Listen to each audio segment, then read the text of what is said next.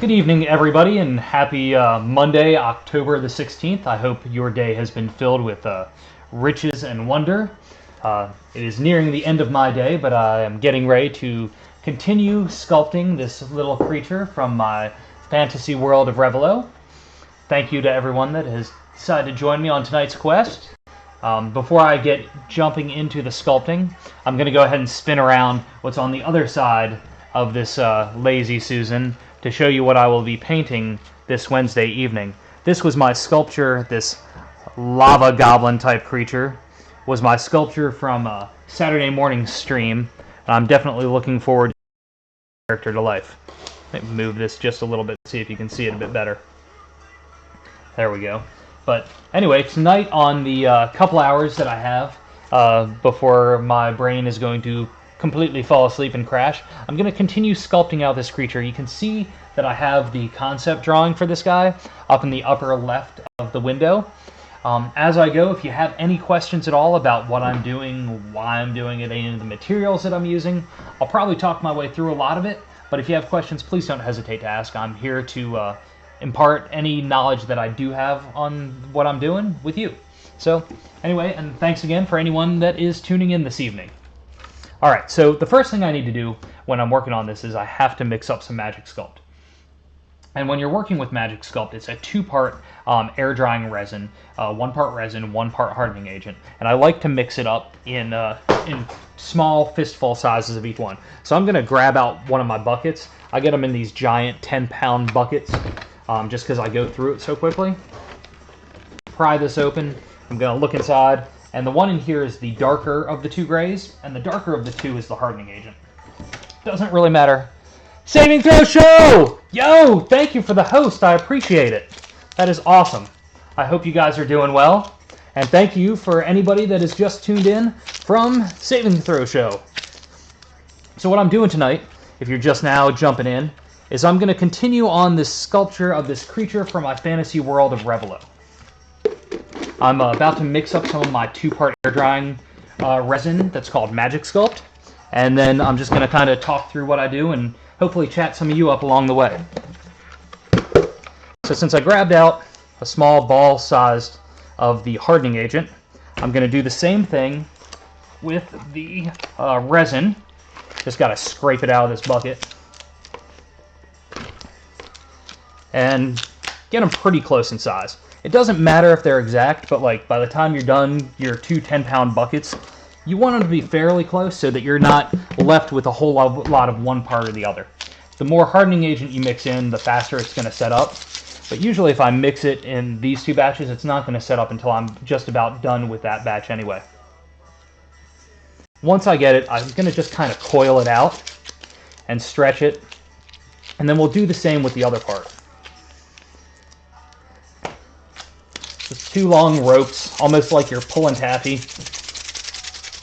Sorry for any of the noise of the stickiness as it grabs onto my gloves. And if the sound of the music isn't loud enough, let me know. If it gets too loud, let me know, and I will adjust accordingly. I have it coming out of the speaker on my laptop, so I'm not quite sure how you guys are hearing it. So once I put those 2 coils together, I'm going to twist it like a cruller donut. Twist and twist and twist. You'll see that one is a lighter color and one is a darker color of the grays. And the goal is to really get these so that all the marbleization disappears and you get one solid gray color.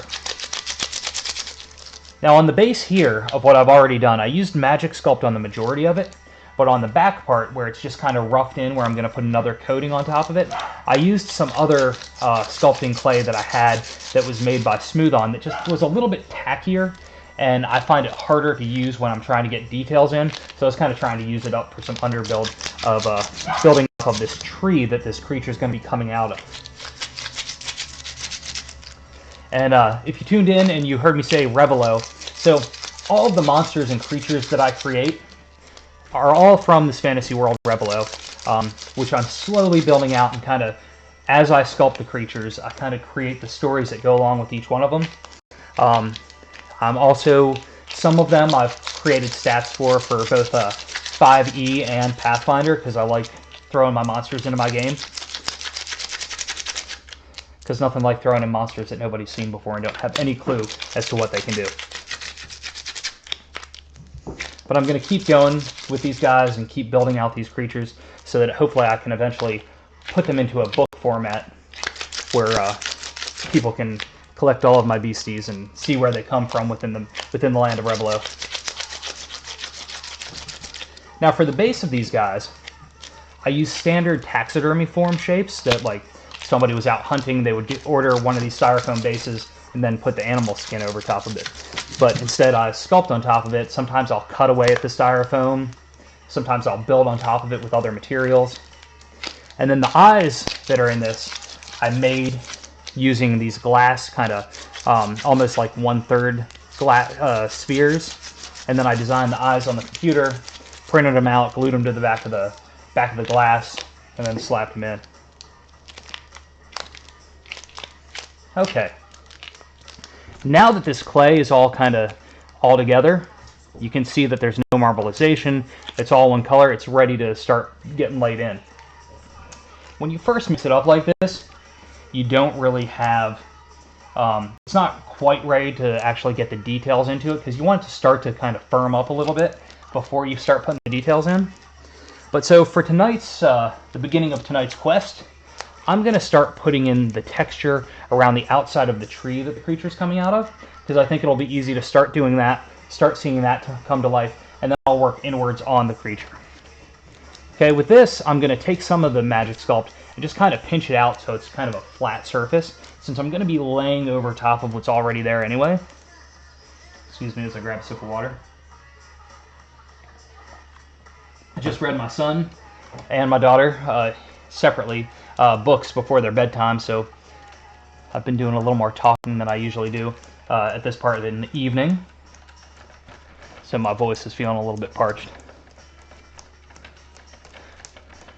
One of the books was a book on Lego monsters from when Legos did their monster series a couple years ago, which is fun because you got like your vampire, your werewolf, your monster hunters. And then the other was the ABCs of RPGs, which is a fantastic book that was kickstarted not too long ago. I picked up my copy at Gen Con from the folks that made that. And it's awesome that my 2.5-year-old daughter is totally getting into it, and my son was already into it. So I'm putting this on, and I'm just going to start smoothing the texture down so that I can then work all these pieces together, and then I'll rough in some texture, take some tools in there, really get the lines that I want, and really start making this look like the element, the natural habitat that I want him to be coming out of. So some of the creatures I make them and I like actually make a taxidermy style base for it. And then others that I do, I want to try and make them seem like they're coming out of the landscape, because I don't want everything to look like it's been slaughtered. Especially some of the nicer dispositioned ones. Carrie, you hearing everything okay? My wife Carrie is in the other room and was putting on, I think, one of the Friday the 13th movies while I did this. It's as much as I can only handle so many horror movies in one go before I start not sleeping as well as I should. So I'm just continuing to spraying a little bit of water on the Magic Sculpt will easily allow you to smooth things into one another. And you can just kind of blend together what you've already put down, and it really comes in as one kind of universal shape right there. One good solid piece. Number 5. All right, I haven't seen number 5, so you will have to fill me in later as to how Jason does it this time.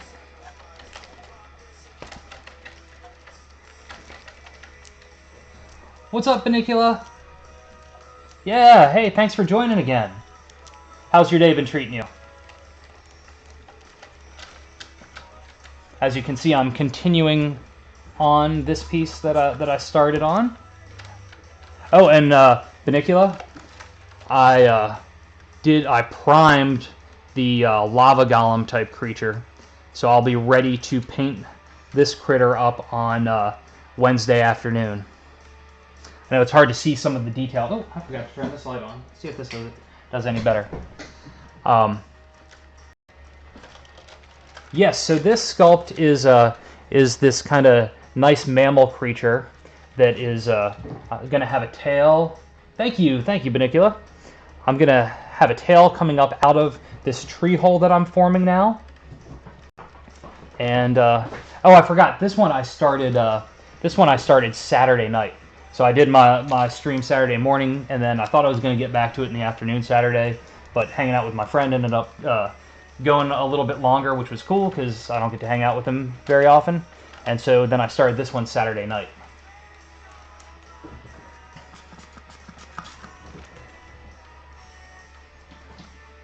Oh, my day's been awesome. It's did the work thing from like 9 to 5:30, and then we actually had somebody come over and photograph our kids, which we hadn't done in years and had never done for our daughter. So we got to go outside and go to a little like stream area and got to have them play around. So it's been good, but this stream came up a lot faster than I thought it would because getting them tucked in and ready to go, and then just jumped right in. So, but it's good. Hopefully you're at the end of your day, Benicula, and getting ready to relax. All right, I'm just going to keep smoothing this magic sculpt down. Keep working in a nice layer over top of it, so that then once I work most of this in, I'm going to start laying some texture in. But I wanted to put this on top of the clay that was already in there. Yes, I'm going to put a door in the chest, and then probably do some like wood striping and maybe like a little keyhole or something.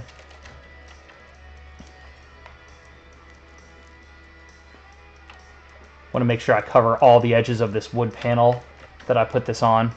For this, since I'm sculpting on top of all the wood, I didn't use like a nice hardwood that I'll often use when I'm doing the fancy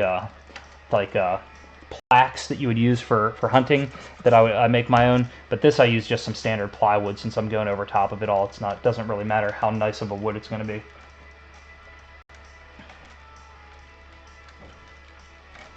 Ha! Right on. Well, thank you.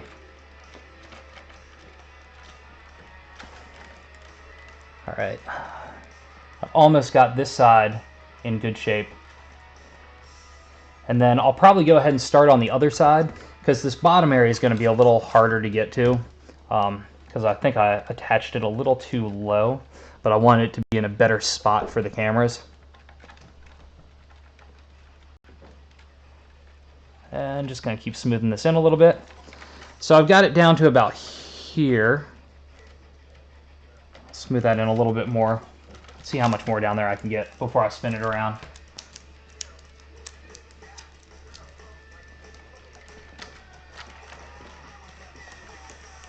And there we go. I'm just flattening it out and then smoothing it down on top. And for this, when I go to start putting some texture on, I'm going to use like a rubber texture stamp that I got at a hobby store. And then once I put that basic texture in, then I'm going to come back in with some of my sculpting tools and do deeper cuts, deeper grooves into it, and really try and get it the texture that I want it to be. It'll be tree-like, but it won't be like I'm trying to execute a specific tree. Okay, I'm gonna pop this guy off for just... Oh no, nope, I'm not gonna pop that off. I'll raise him up on the next one. I'll go ahead and get the side over here and bring it down.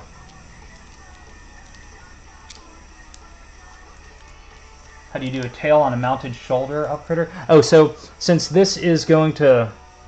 So this isn't going to be like a real like hunted creature. It's going to look like it's coming out of part of an environment. I'm going to make this into like the hole of a tree and have the tail coming out of the hole as well, going up along the back, coming up along the back side of the tree.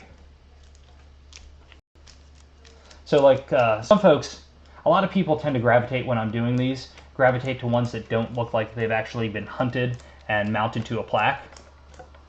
So I try and put certain ones in more like they're like a still life captured out of their actual environment.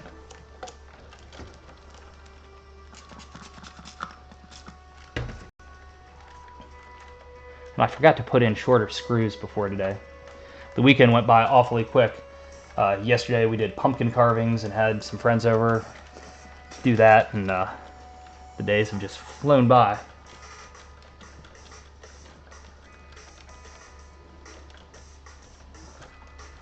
It's alright, I'll make sure I save that part for another time. Probably do as much as I can on the rocks tonight, and then actually move along and start working on more of the fur texture of this critter. I need to come up with the name of this race of creatures, and then the individual name for this creature as well. But first we need to get him a little more personality in the face.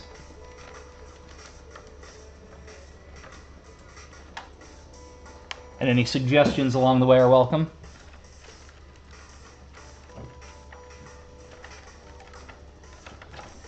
You can keep smoothing down with water until you get rid of all the seams that you want to get rid of. Now putting the texture on that I'm going to put on, it'll mask a lot of that, so I don't have to get it super precise. I want to get it fairly far along. And what we'll do is, once I've used up all the magic sculpt that I mixed up on this first batch, we'll go ahead and lay texture in and then mix up another fistful of each.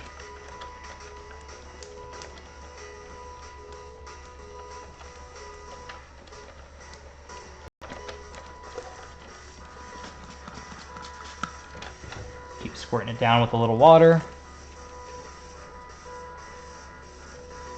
And then this one's almost done with this first batch of magic sculpt. It's crazy working through 2 fistfuls in just 15 minutes, but when you're doing background elements, it can be used up awfully quick. Need to massage my thumb muscles. I've been getting a bit of a workout doing all this sculpting. I'm not used to doing so much with the streaming. This one is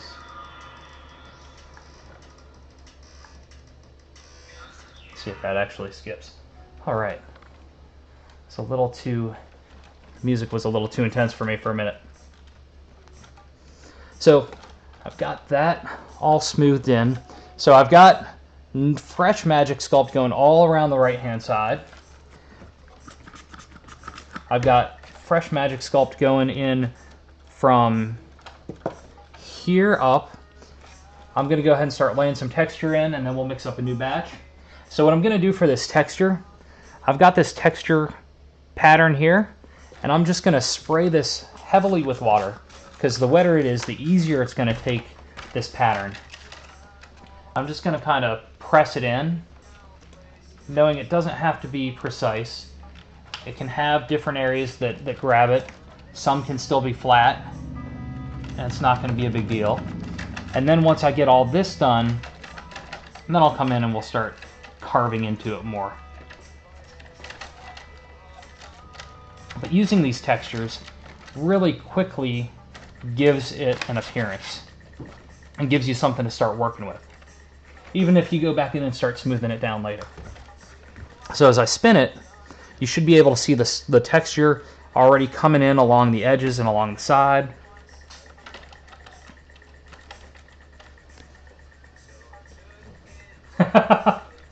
Why, thank you. Why, thank you, Benicula. It's crazy. The older I get, the more I'm starting to notice where it's like, oh, I need to try and massage my hands and make sure that they hold up for all the manual labor of the sculpting marathons.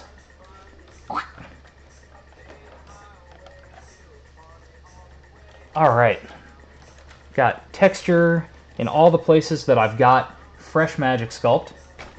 Put this back in my caddy over here, and now I'm going to grab one of my tools. For now, I'm just going to grab my.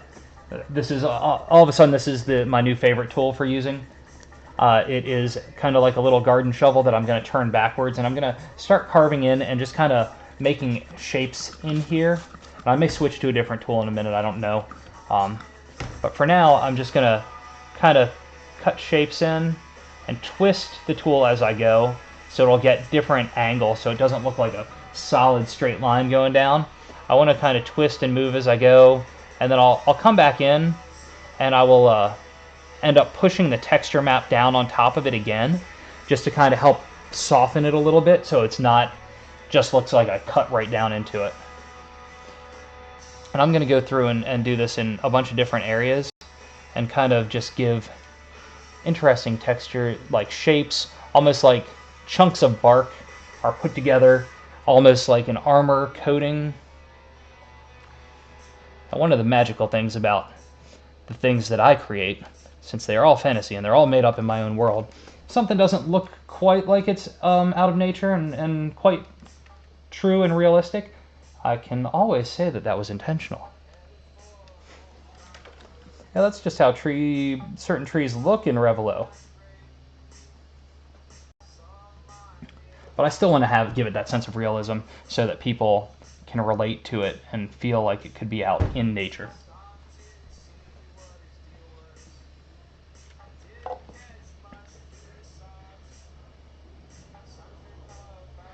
Like here, as I'm getting closer, and you can probably see it, it's not feeling quite as natural as it should, so I will go back and press down again with the texture mapping, and that'll hopefully soften that up a little bit. And then once I actually get into the painting of it, once it comes time for painting, that'll help soften it up as well.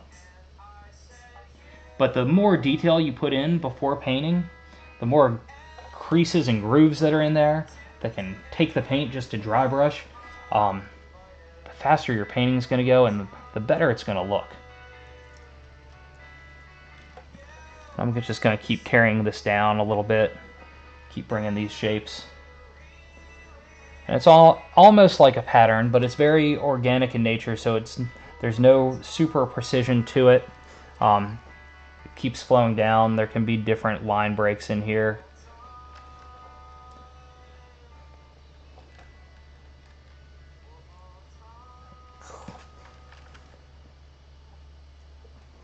Almost see certain parts of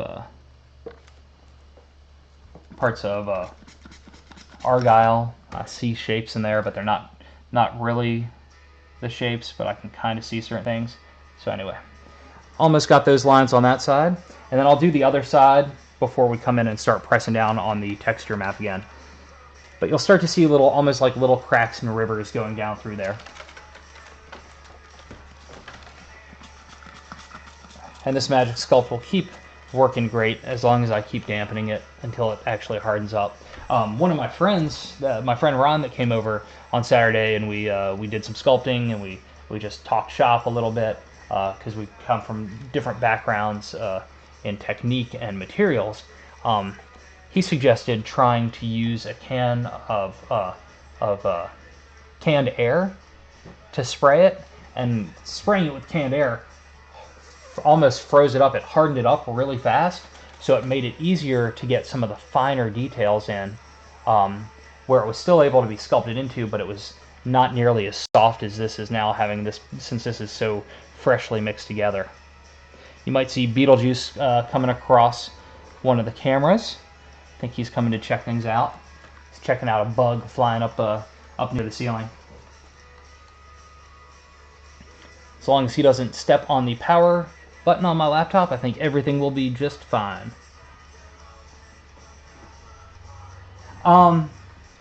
Let's see. I was just kind of adding to another piece. He had never used Magic Sculpt before. He's more of a traditional, using traditional clay that gets fired in his kiln. So I was just kind of playing around, and I didn't want to do too much since I knew I was going to be sculpting again later. But let me grab what he did.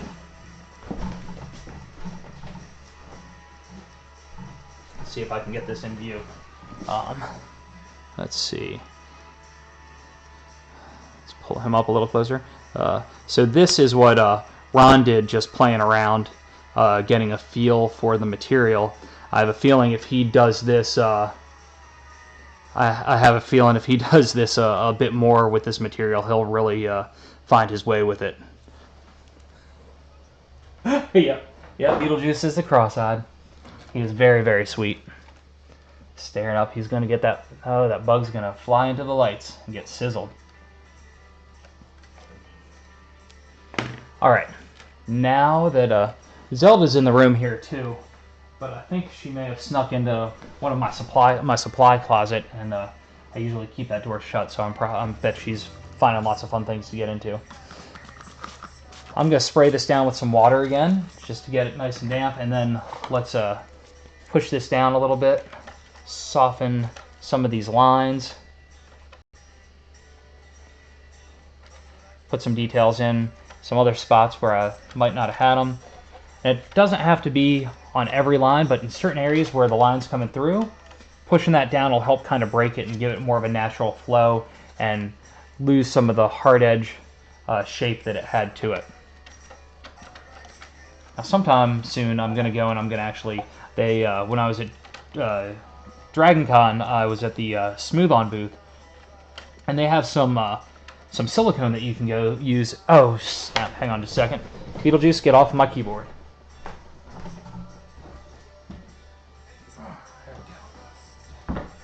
Alright. Sorry. Did not want the power button getting shut down. Smooth On had this silicone that you could actually paint on objects, like on tree bark, that would harden pretty quickly. You could then pull the silicone off and then make the mold from there. Beetlejuice, get down. No. Come on, Beetlejuice. I'm sorry, I don't want to have to spray you.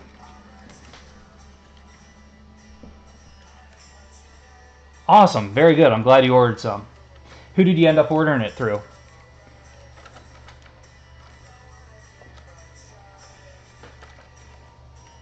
Oh, and like I was saying about the Smooth On, or the Smooth On stuff, I want to take some of that out when we go hiking sometime, paint some on some tree bark, so I can then pull that off and use that to make resin pieces, and then use that for texture mapping stuff.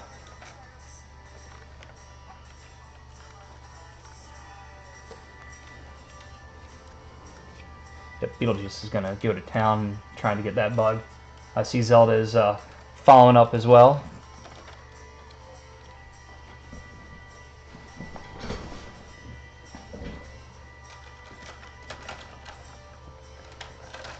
Alright, I think that is in pretty good shape for what I want that to be.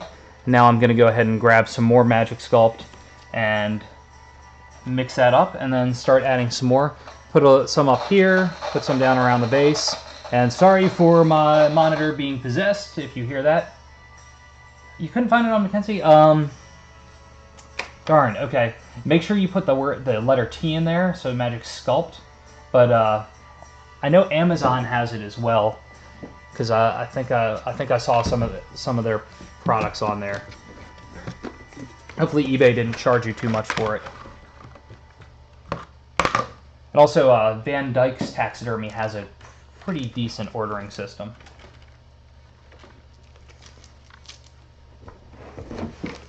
Looks like I'm going to have to order some more soon as well. This bucket's going to go through fast if I'm sculpting all the time. Alright, going to grab another ball-sized clump of the resin material.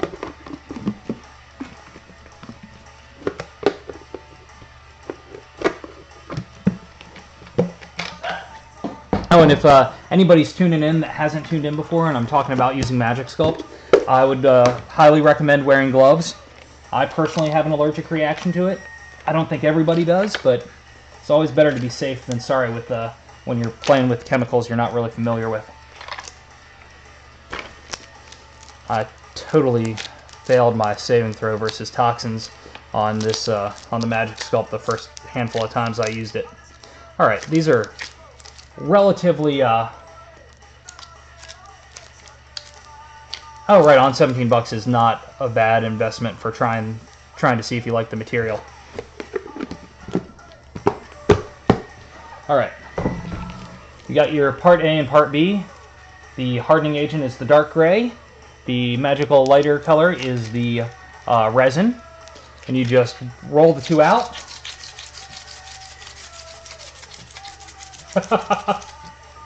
Excellent. Alright, I'm pulling this into a long coil. Going to do the same for the light resin material.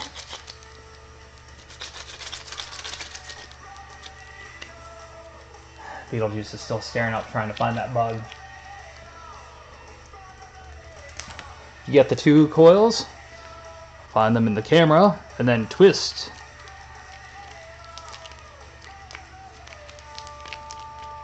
And then just blend it all together. Yeah, I think now they have like a lot of the taxidermy shops look like they've taken on similar shopping cart software.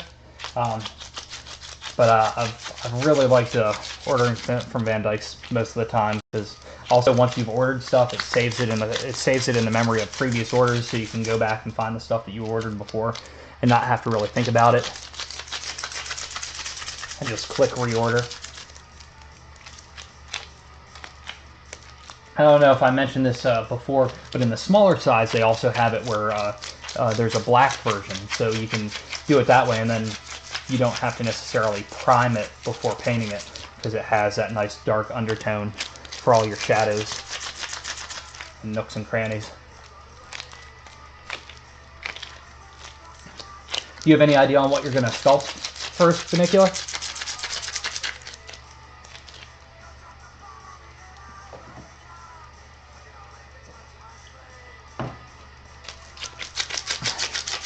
Alright, we're going to get the rest of this texture on for the outer shell of this kind of tree thing, and then we got to get some more fur on this critter, and also work on the antlers.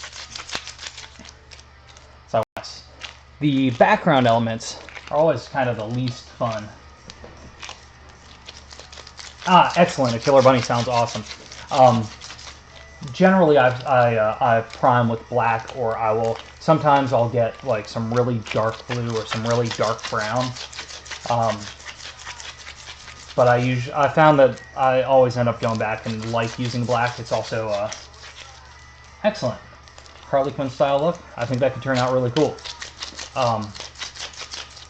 Black is just I don't have any really great art stores near me, and when I want to prime stuff, I usually want to prime, if I'm not using black, I want to use some cool colors that like Montana, like the like graffiti paint colors come in, and it's not easy for me to get those without driving like an hour to Atlanta.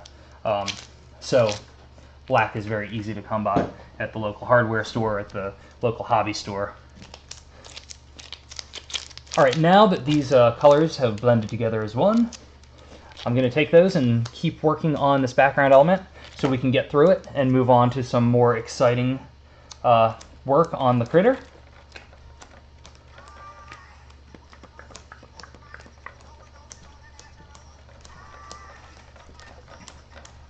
Are you going to use anything, Funicular, are you going to use anything for the base of the rabbit, or are you going to just start from the ground up and just start building it out with the Magic Sculpt?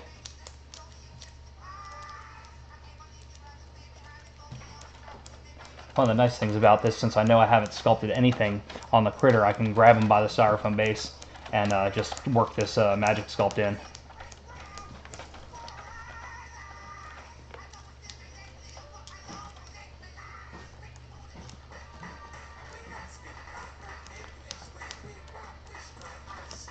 Alright, I'm just going in and I'm going to patch in the areas that I haven't put any of the Magic Sculpt in, and keep working it down so that we can work the textures in. Make it look like it's coming out of this enclosure tree type space. Zelda, easy. Zelda was able to move one of the heat lamps. She's got a force behind her.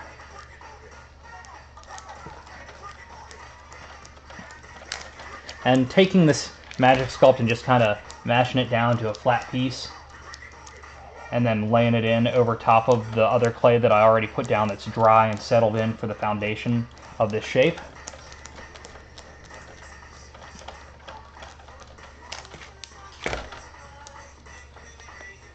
I'm going to make sure I cover up all the wood that's on the outside here, so there's no seams and nothing showing through. I'm going to go ahead and spray it so I can move this stuff around a little bit smoother. Once you get the water on it, you can just really go back and forth on it till it blends in together. And I can even blend into the stuff that I just laid down knowing that I'm going to come back and put texture in over top of it, and I want them to want it all to blend together.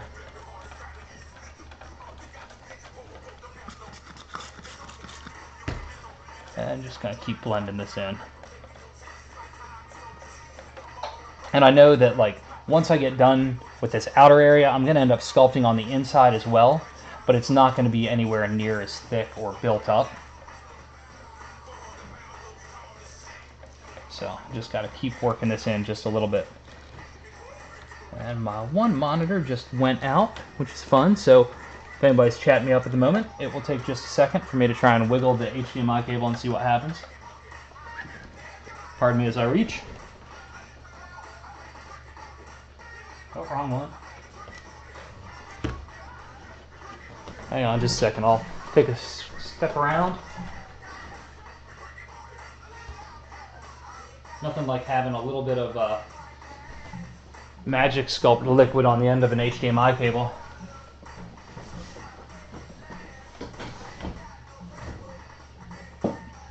Nice. I like the idea of having the wooden posts. I've also built up some base forms before with like aluminum foil just to get the rough shape around. And one of the things, especially while you're playing with Magic Sculpt, doing it so you're not using up a ton of it on just the center like body of something, so that you can make the most of like what you bought, so you can really try it out a whole lot and experiment with it more, especially for textures and learning how it works. Okay, just getting around the bottom here. Try and get as much of this that I can reach down here on the very bottom of this, so that hopefully I won't have to work with any of this later. I can go ahead and get it all knocked out now. I'm going to take a small piece and coil it up and just kind of roll it around the line of the wood base. I'll come back in and smooth it down with some water in a little bit. Do the same thing down around the other part of the bottom that I skipped out on earlier.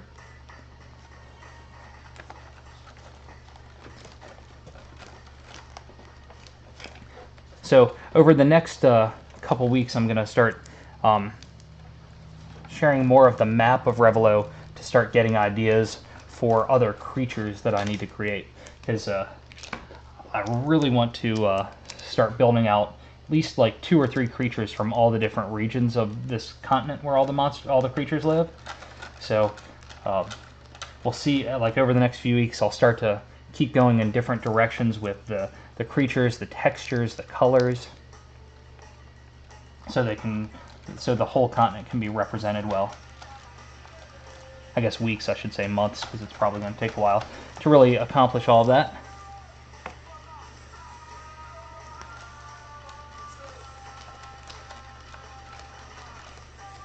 And I've gotten most of this down here covered up. There's still some areas that don't have the Magic Sculpt on it yet.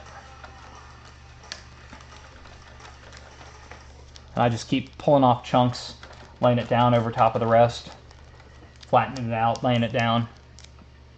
The patch, being able to do it like patchwork like this, and then use the water to smooth it out, is really, really great. So you don't have to try and really get it all perfect in one go.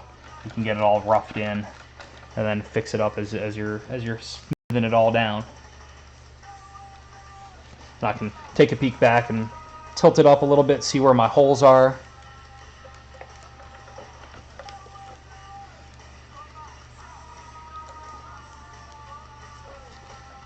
Yeah, it should stick to most foams.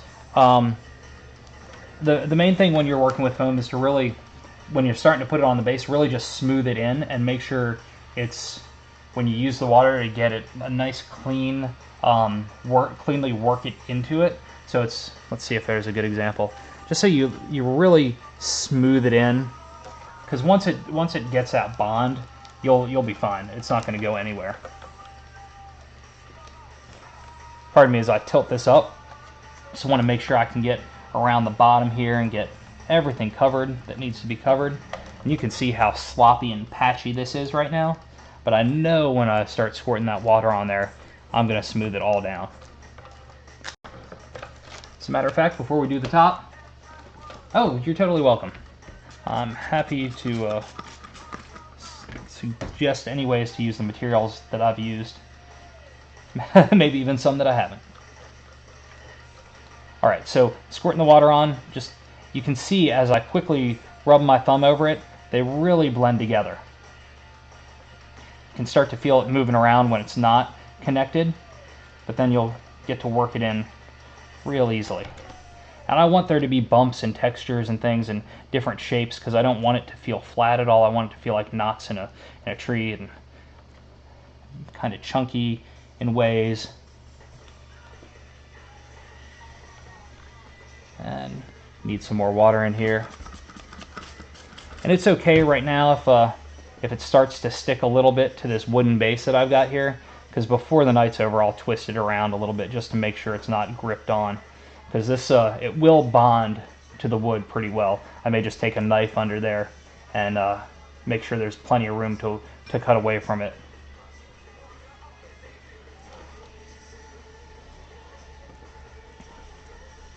And smoothing it all down. We're almost there with this part of our quest. Alright, I'm gonna lay this down for a minute and we'll get the a little bit on top that doesn't have any of the magic sculpt in with the texture. Ooh, I missed a little spot here. Let me work that in real quick. But then we'll do this top part, put the texture in. Then it's time to work on some of the beastie. So I did a cousin to this creature a while back.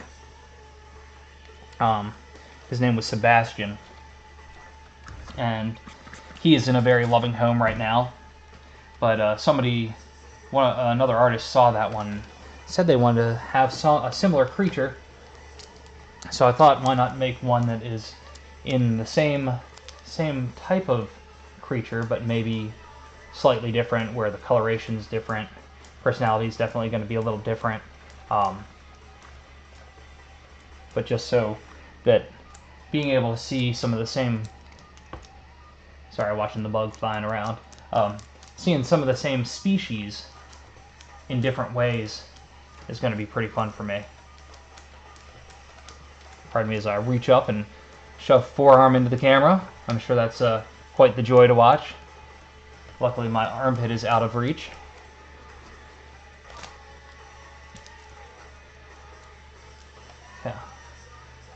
Put a little more of this in, and then we're almost there for the rocky tree-like foundation. Spray this guy down, see how well it smooths down, and see if I need to add any more. Make sure I leave plenty of room for the fur of the tail that's going to come up. And so, like when I was talking about smoothing it down into the foam, that's kind of like what I'm doing right now with the Magic Sculpt and smoothing it down into this plywood.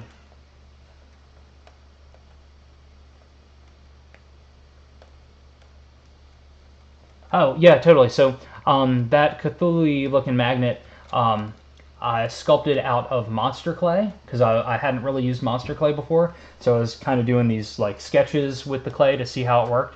And I made a handful of like little small magnet creatures. And I only have 2 of those left. And I was testing out, I did make the mold myself. I used Smooth On, and I used...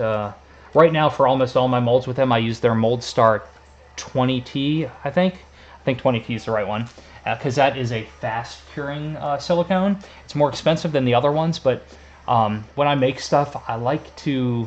I'm kind of impatient, so I want my molds to come together fast, because I want to see the end result really quickly, and that stuff sets up in like 30 minutes. So if you're doing a 1-part mold, you leave your piece in, you box it off, and you pour the silicone in after you've mixed it together, and you've got a mold in 30 minutes. If you're doing a 2-part, it takes an hour.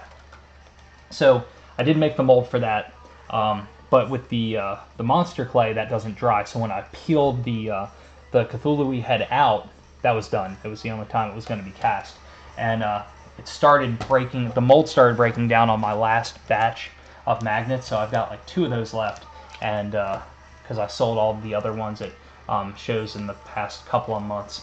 So I need to sculpt another one similar to that so that I can make another mold for another magnet like that.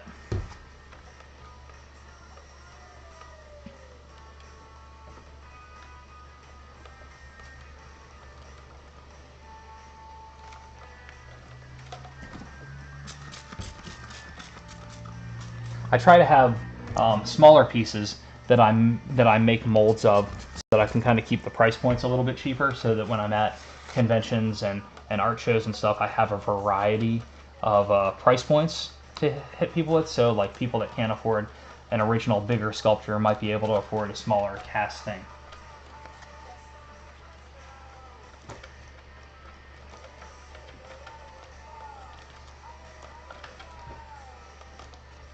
Okay, I'm taking, if you're recently tuning in, I'm taking this rubber texture piece that I got at a local hobby shop, and I'm just kind of laying this in to the highly moistened magic sculpt that I laid down. And it's going to quickly get this texture that I want all throughout. And this is just kind of like a background element that this creature is coming out of this hole. So I'm going to keep laying this texture down. And then I'm going to cut grooves into it, and then I'm going to push this back on so that it'll soften up the edges that I put down once I cut into it with a sculpting tool. Kind of like what I did on this side of the piece that the animal's coming out of. Hey, Saving Throw Show, it's good to see you. Which member of Saving Throw Show is it? Is it Dom? And thank you for hosting me. I totally appreciate it. It's really awesome, and it's fun being on Twitch.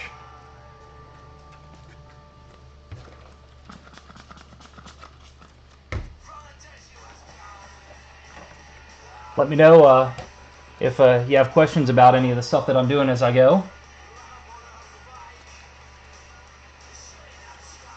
Right on, Dom. It's good to see you.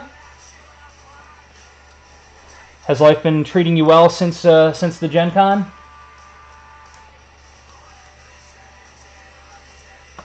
Trying to get in where I've got these nooks and crannies with this rubber mat. Sometimes it's not always the easiest. Sometimes you got to bend it in weird ways and jam it in different ways.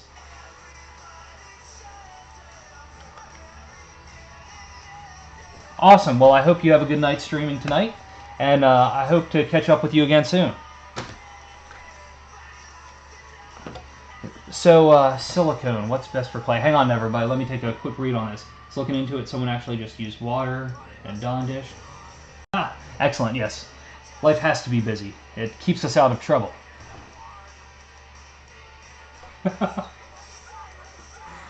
Dom did seem like a lovable, stinky ruffian when we met at Gen Con.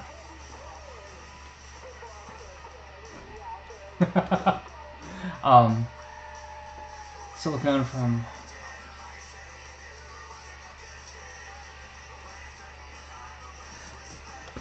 So, for silicone from a hardware store, I'm not sure, like, Georgia has gotten a really big movie scene going on, and there's a shop outside of Atlanta called the Engineer Guy, and they have always had silicone and smooth-on materials, and they've just grown and grown as the movie industry and special effects have built up around here. And so I order everything from them, whether I go in and pick it up or I have them ground ship it to me, because they're about an hour from me. I would suggest, Benicula, going to Smooth-On's website, because they have a lot of great videos on there, and they have a lot of different silicones of different consistencies, meant for different uses. And then if you go on and then you have questions about certain ones, hit me up, because I'd be happy to tell you what I might know about it. I've only used specific ones, so I might not know everything, but then I can also put you in touch with a rep from Smooth-On that I met they're there to help people that want to use their products. So I'd be happy to share that information with you. But I've never bought any from like a hardware store, so I don't know like if it's the quality that you would need to do a lot of castings out of it.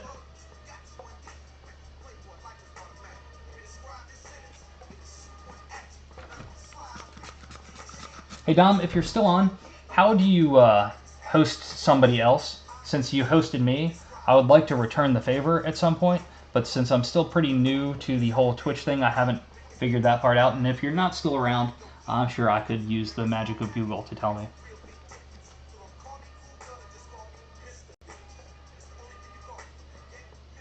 Oh, and a totally separate side note. So,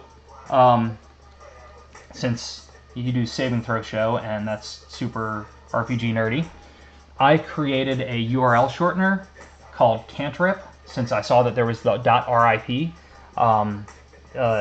uh, suffix for URLs that's free for anybody to use. So if you wanted to type in like a super long URL, it could be cant.rip/sts, and it could go to that specific URL. If anybody wants to use it, you're welcome to go to cant.rip and sign up to use it. It's just something I created because it was fun and nerdy, and I couldn't pass it up.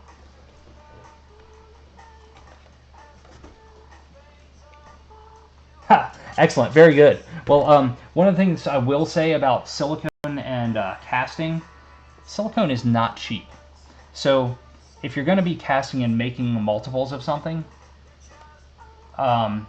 think through what you're going to be casting.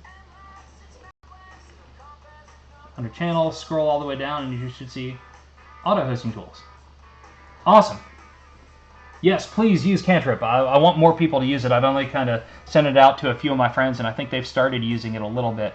But yeah, it's the way that we will cast our spells.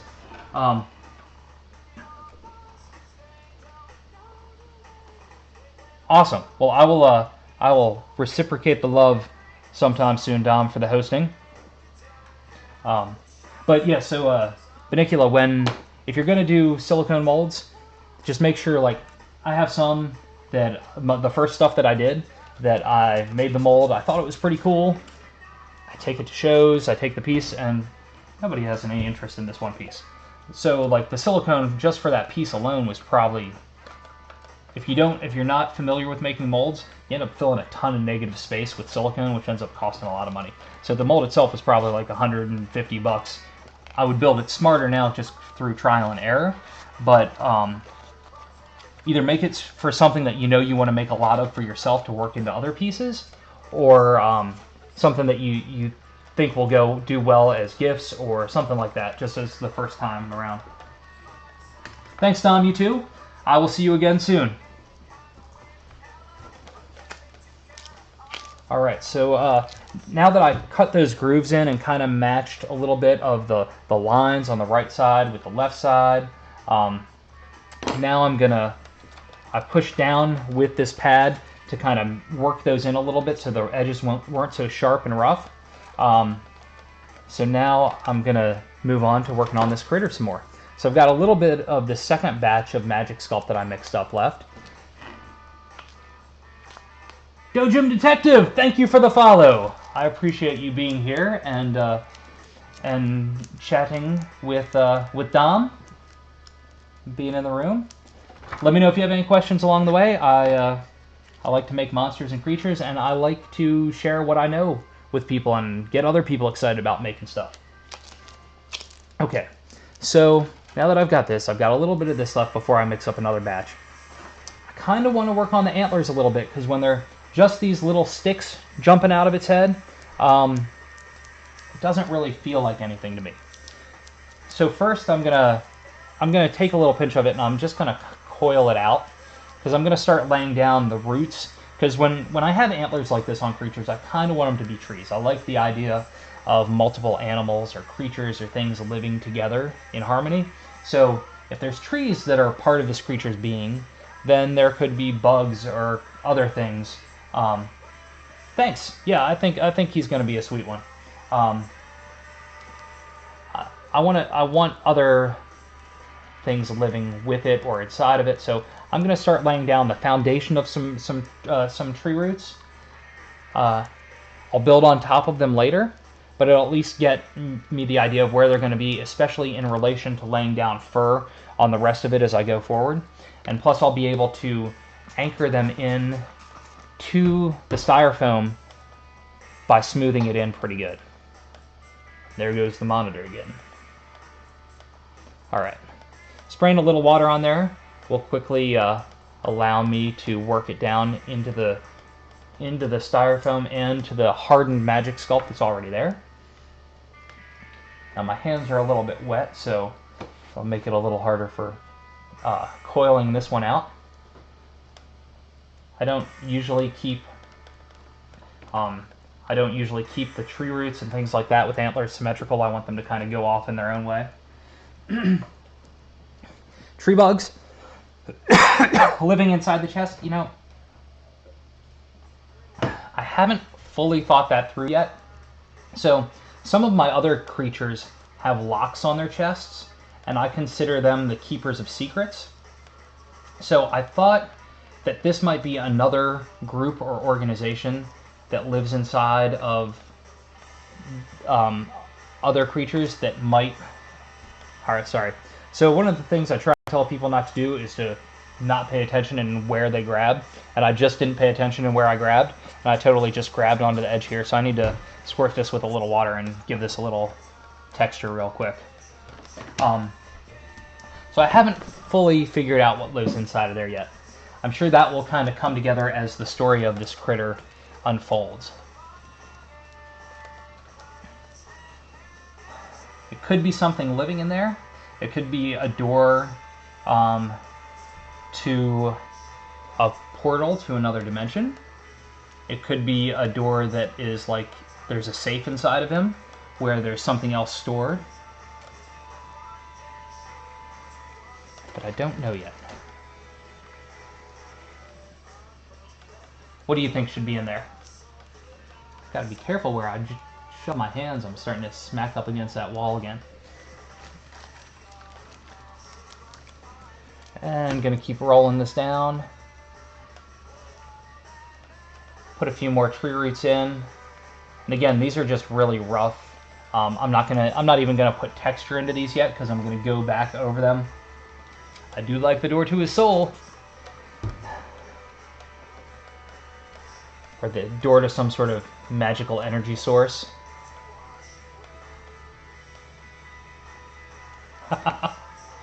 There's nothing morbid about souls. Alright, I got those foundations in there. Now I'm going to work in some foundations for some branches coming up off of the... Excellent! I love the idea of a dimension of vegetable and spice gardens. And so this critter could send his or her children in through the door to get the vegetables and bring them out and feed the family.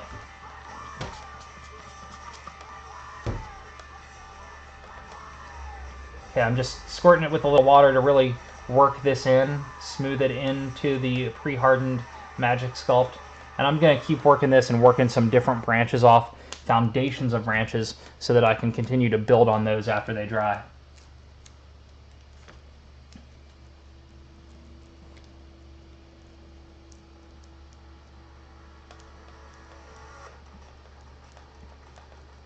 And because the sketch was just a concept sketch and rough, I can always change it and go if I feel like the magic sculpt wants to go one way or a different way. It doesn't have to be precise to that sketch. Good, I'm glad you like the idea of the traveling in to get their crops.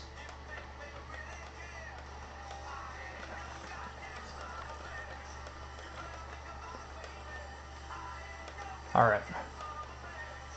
Now this is a little too wet, so it's not sticking where I want it to, so I'm going to let that harden up a bit before I pull it away. Oh, you guys can't even see the antlers that I'm working on up there, can you? Let's see what I can do. I'm going to twist this camera up just a little bit. Beware of the shaky cam. Boo! I've got to go slow since this camera is on some sort of delay.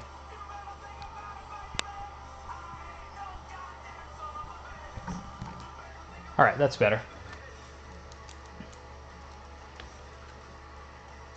And gonna pull in some more branches up at the top. And again, I'll go over all of this once it's all built out and really give it texture and stuff, but it needs to have this foundation and let it dry before I go in and put all those details and stuff in. I think I'll even go ahead and start putting the foundation for where some knots will be in the tree.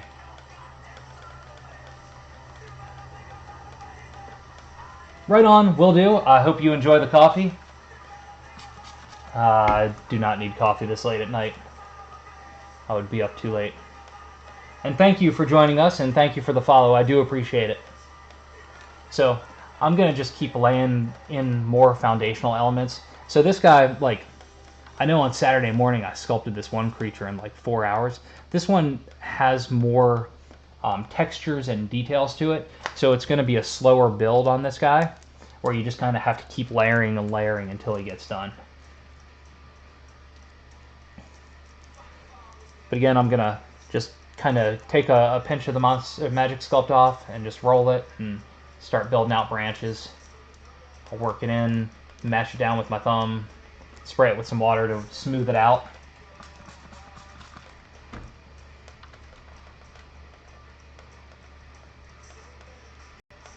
There we go. And I'll keep adding some more. I don't know how tall these antler horns will eventually get, but I definitely want them to veer off in different ways, and shapes need to become a little more interesting from where they currently are.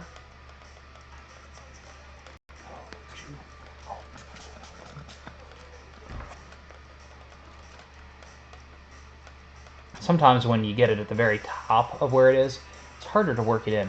Just got to be patient. Sometimes I'm not. Especially when my thumb starts sticking to it. It's not cool. Alright, gonna keep adding some more. And I think, like, every now and again, you gotta spin what you're working on and look at it at the side profile. Right now the side profile is really kind of boring.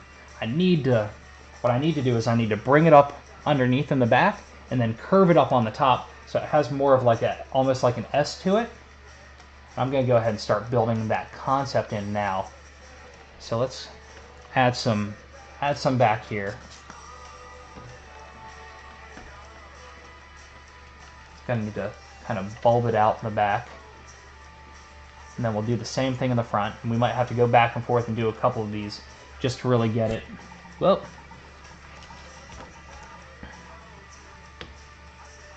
now I'm going to do it in the front, up at the top. Then we'll probably go back and do it again at the back. Go over to the other antler and do it over there. And keep working it until it gets to a better shape. So right now it's still real rigid and it doesn't feel quite natural enough to me, or it doesn't feel exaggerated enough for it to really, for me, I want it to still like say this is fantastical. And at the moment it's saying there's a chopstick in there propping it all up. But we will get there. Even if it means making the antlers gigantic. Just means he's older.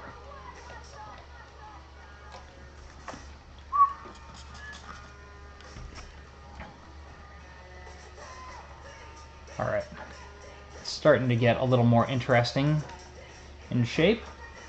So now let's spin it around to the other one and add a little interest and flair over there.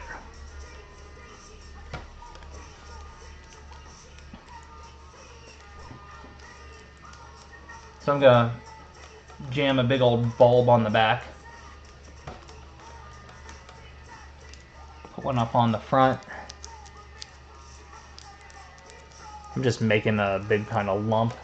Just gonna slap it on. And then we'll blend it in and see where it goes. I think it's gonna extend this one quite a bit, just in the front.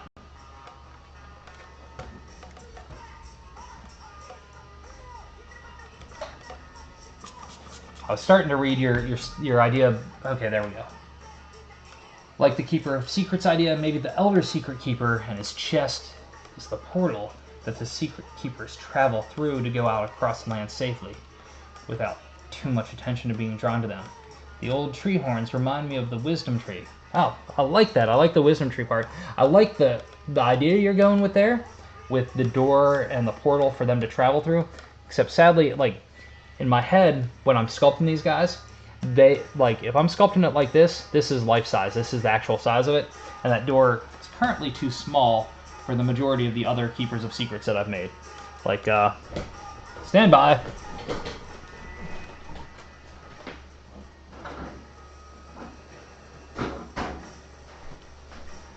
Like, Grulock is one, and there is no way he would fit inside of that hole.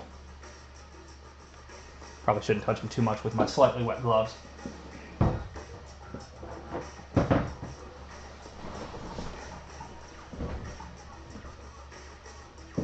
No, I've never used a lathe. I had a friend, one of my best friends growing up, used a lathe for a number of years in an apartment downstairs for me because he was working on like a chess set that he was kind of making out of wood. But I've never used one. But I do know people that have access to them.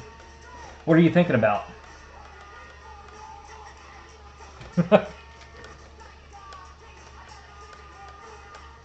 Awesome, thank you, Benicula.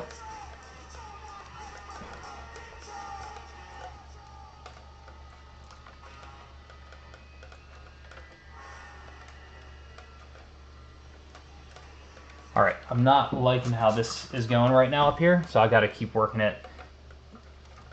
But it will get to where I want it to be. Just might need to keep pulling this thing up.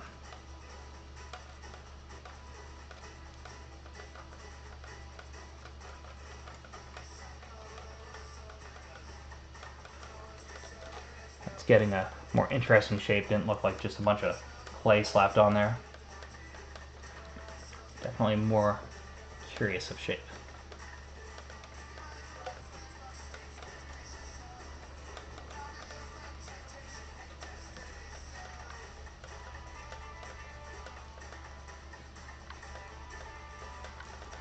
Alright, I'm gonna get this to a good place. I know I am. It just doesn't feel like it right now.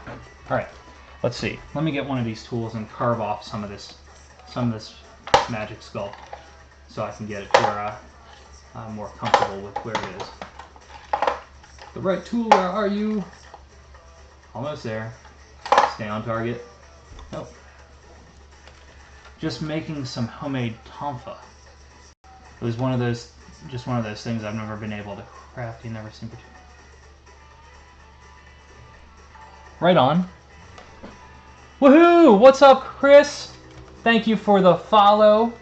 It's good to see you in the Twitch. I hope your travels have treated you well. Mad Detective, can you tell me what a tonfa is? I may know, and it may just be escaping my brain at the moment, but I may not.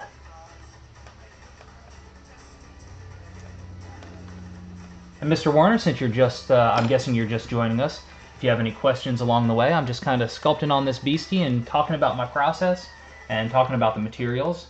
So if you have any questions, feel free to ask. Or if you want to tell me about how Cantuck was, I'd love to hear it.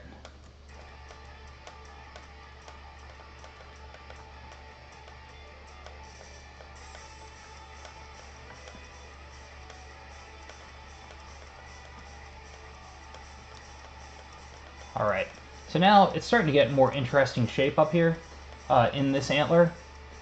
I think that will be, I can leave that where it is for now, knowing it's going to dry and knowing that I'm going to build back on top of it.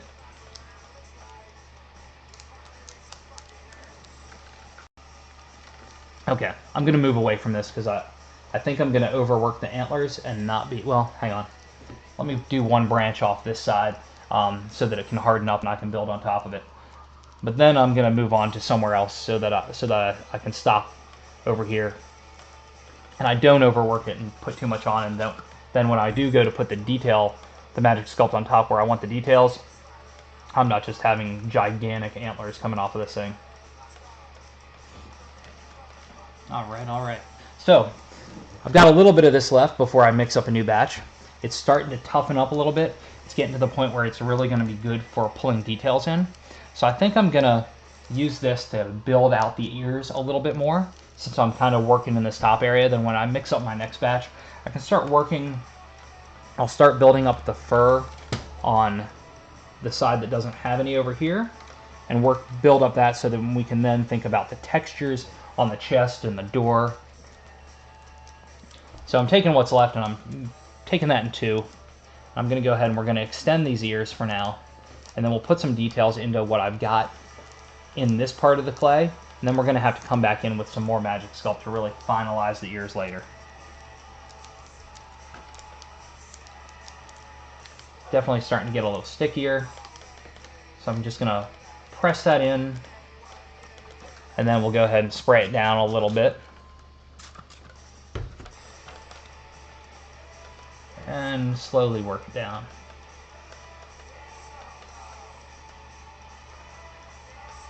L-shaped tube, the L goes past the point.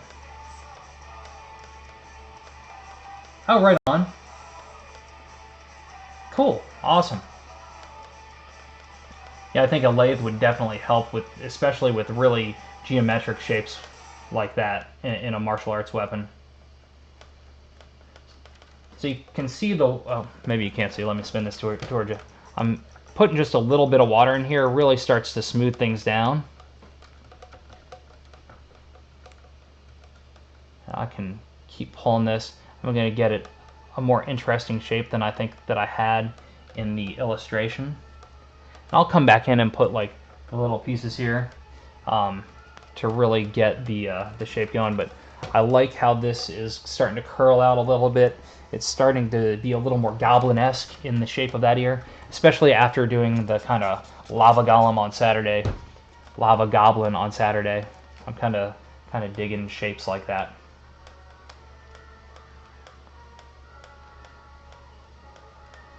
Just going to keep working this in a little bit. And keep smoothing it in. And once you smooth this Magic Sculpt in with water to the stuff that's already hardened, you'll never see the seam. It'll just look like it's one continuous flowing piece. And keep pulling it. Alright. I like how that is going. I don't think I really need to add texture to this part of the ear. I'm going to put a few little nicks in the top, like along here and along the other side. But the majority of the texture of the ear I'll probably leave towards the bottom part, since there's going to be so much texture in the fur, texture in the wood chest, and in the antlers. I think the ears can be pretty smooth for right now. So I'm going to, let's see. No, I don't want to use that one. I'll use this guy. I'm just going to use the standard kind of like little blade tool. And I'm just going to put some notches in up here. Going to squirt it with some water. Do the same over here. And I'm just going to put a couple little gentle nicks in.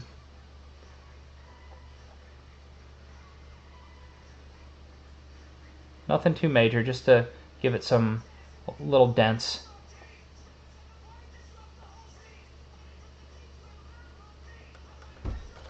And I'll just give it a little extra texture when it comes time to painting it. Surprised the cats gave up on the flying bug because it just flew by overhead if you saw me look up. Or if you see me look up in a minute, since there's the weird time delays going on. I'm bending space and time with my cameras and sound devices. Alright, so I got a little bit of texture in there, nothing major. I'm going to mix up some more of the Mighty Magic Sculpt so that we can continue on this evening's quest. If you have any questions on, if you're just tuning in, I'm totally open to telling you anything that I know about what I'm working with. So feel free to hit me up. Again, with the Magic Sculpt, it's two parts. It's an air drying resin. I'm going to open up this container, and this container, being the darker gray, is the hardening agent. Sorry for folks that have been tuning in for a while that hear this every time I mix up a batch, since I'm mixing up like 3 or 4 batches every time I sculpt.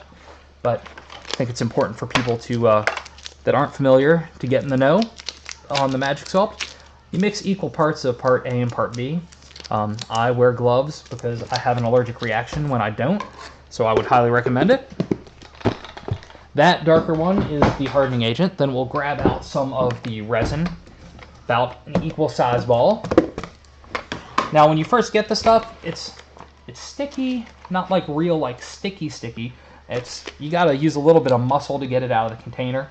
The hardening agent is definitely a little bit tougher, but if you let the stuff sit around, if you let it sit around, it'll get even harder to pull out. Like at times I gotta use like some sort of paddle to try and scrape the bottom of the barrel if I haven't sculpted with it for a little while.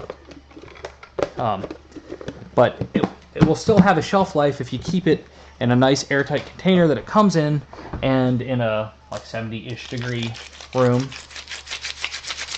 I'm gonna go ahead and take that, roll it, and pull it out, and keep pulling, and then roll this one, do the same thing. I think you might get to see, looks like Beetlejuice is coming into the picture again. Hopefully he will stay off the keyboard. I think you might have seen the bug flying around. Once you get the two strung out, you want to just twist them together. Twisty, twisty, twisty.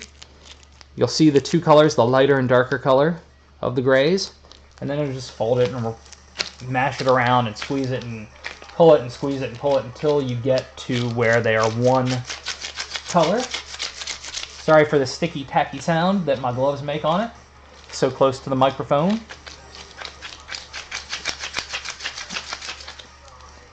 And if anybody wants to throw some tunes into the jukebox, it's exclamation mark song request in the chat.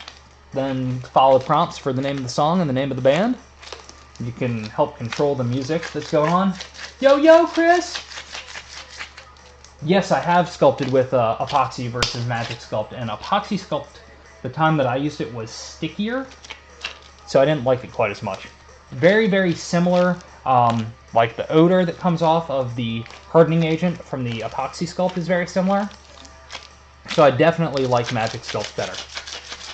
But epoxy sculpt is easier to come by. Like you can, since you're around these parts, you can pick that up from Engineer Guy, where you can't get the Magic Sculpt from there.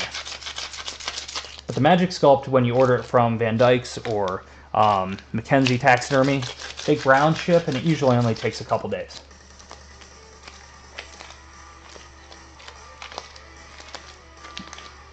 Was Kentuck a good show this year?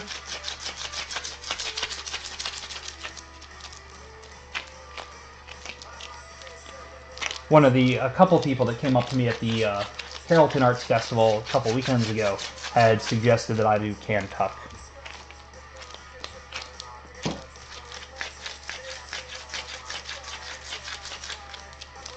Alright, looks like there was a song requested, but it just looked like a song request came through. Then after that, you've got to type the name of the song and the band.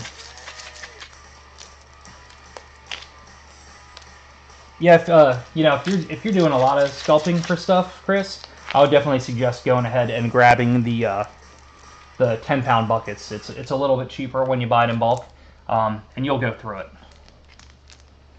Just keep a spray bottle handy because it works wonders. Wear gloves like I say all the time, and I think you'll totally dig it. Okay, so now we've got the fur on this side that's already hardened up.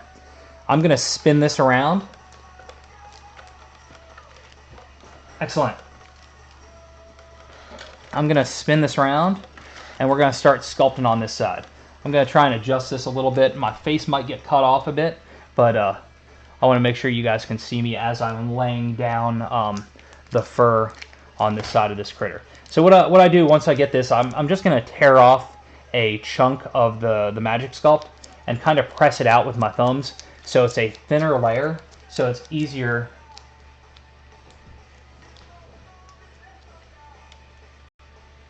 Oh, it's a vicious ants. Oh, damn, I'm sorry about that. So is it primarily folk art?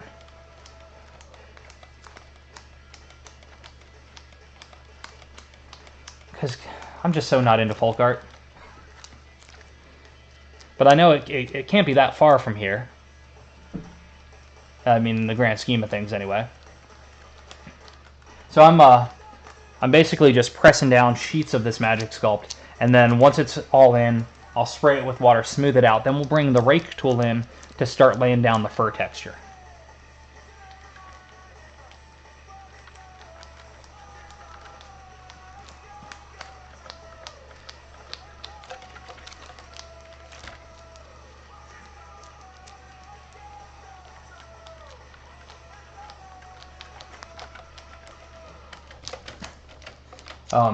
Yeah, so like one of the couples that bought a painting from me last year at the festival here suggested I go to Kentuck, said that it's one of their favorite art shows to go to, or art festivals to go to.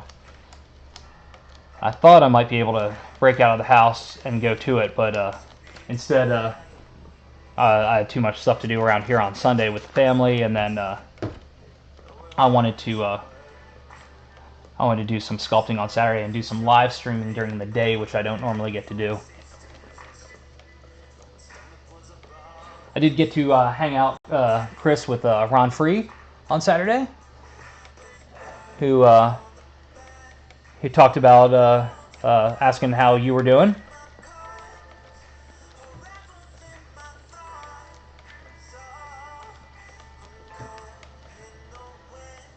Okay, I'm just going to keep smoothing this in. Basically, I want this fur texture to be up higher than what I'm going to put the wood texture in underneath. So I'm going to keep laying in this layer here. I'll smooth it down a little bit as I go, and we'll spray it down with some water again to get the fur texture in. Okay, now I've got to be very mindful of where I'm putting my hands on this beastie, since I've got wet clay or soft clay all over the place.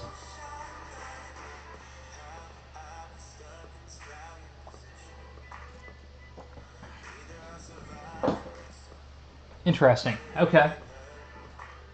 Yeah, I got so Ron had never used Magic Sculpt before, so he played around with some of this, and we hung out, we talked comic books, you know, we had very similar comic book reading in our youth. Talked about that stuff a good bit, and then yesterday he fired up four mugs that he had been sitting on for a little while, which is cool. I think we're going to try and start having like a monthly get together where we talk shop and try and keep motivation going. If you have any interest in and availability on driving down here during that time, you're always welcome to join in on the conversation. I think it's going to be good. I think I'm gonna try and get him to build up enough work to do Dragon Con next year. And I think I'm going to get Russ to do enough, try and get him to do enough robots and ray guns to do Dragon Con as well. Really want this upcoming year's Dragon Con to be awesome.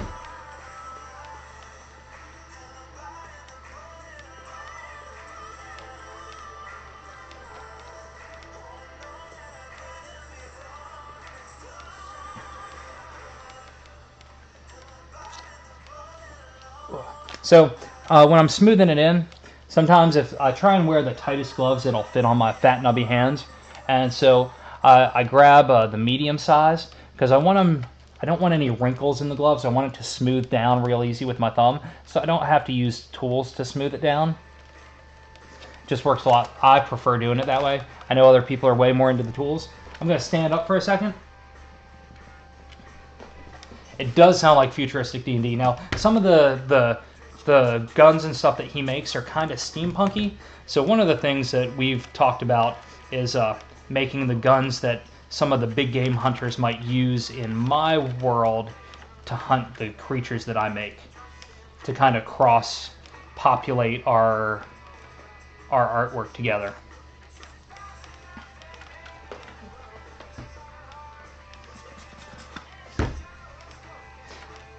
Russ, my buddy Russ, his robots and his ray guns are all pretty damn badass. And like with a lot of the ray guns and robots he does, he actually puts electronic components into them to make things light up and make sound and stuff. Pretty fantastic. Okay, I'm gonna jam just a little bit more clay in here. Clay. I say clay, it's Magic Sculpt.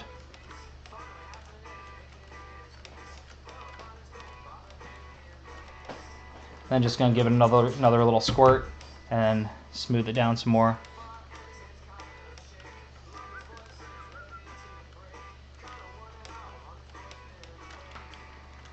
And if the music is too quiet or too loud, please let me know.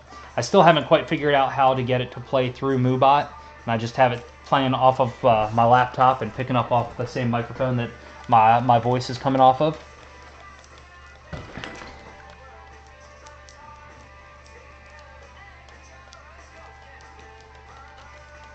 Okay. Now I've got to start figuring out where I'm going to grab onto, because it's a little bit wobbly with the Lazy Susan, and as I'm pressing this clay up to get some fur in here, I'm about to grab onto soft parts, and that's not cool.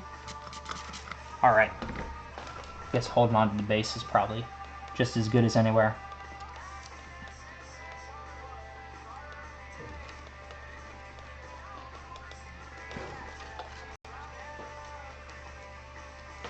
And I mixed up a whole bunch of Magic Sculpt this time, and I think I might get to a point with this one where I've got to stop and let it dry before I do too much more. So we may do this, and then we might have to jump into something else. Might have to adjust the camera a little bit, but we'll see how things go.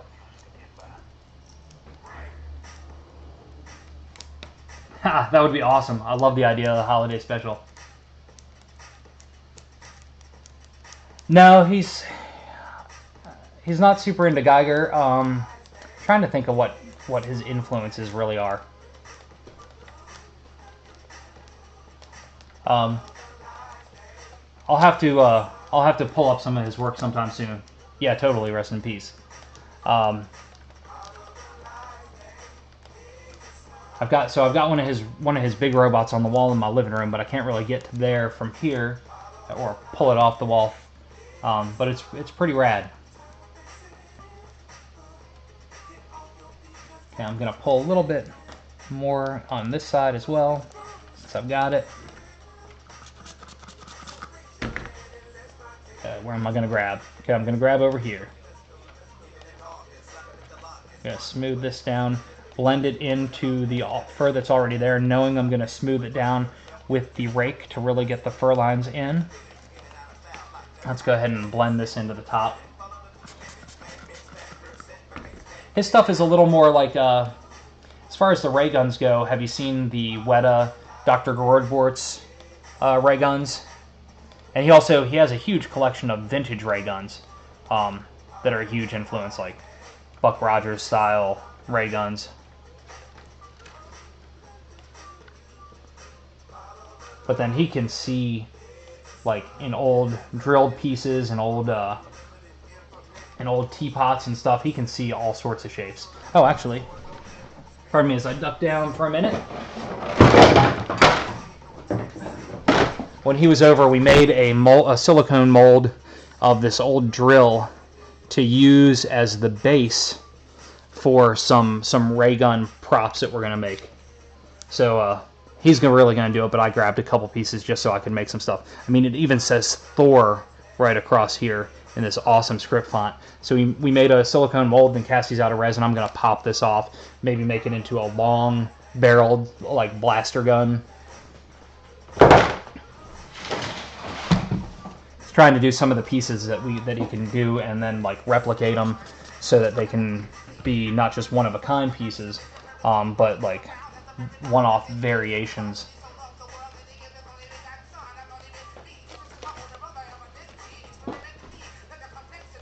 Yeah, I think it's going to be fun to do. We did one last year, not last year, in 2014 at Dragon Con, and we were selling these kind of do-it-yourself ray gun kits. So it had, like, the base. Hang on just a sec. Here you go, Beetlejuice. Sorry, my cat Beetlejuice was scratching at the base of the door where I have these kind of foam stoppers, because we live in a house from 1912. And there's a gap underneath the door, so I put these swim noodles underneath the doors to try and help muffle the sound a little bit from the outside and keep some of the kid noises down from the youngins when they're rowdy when I'm in here doing my work. So when he's ready to get out of the room, he'll start scratching at it, knowing that I'll open the door for him right away.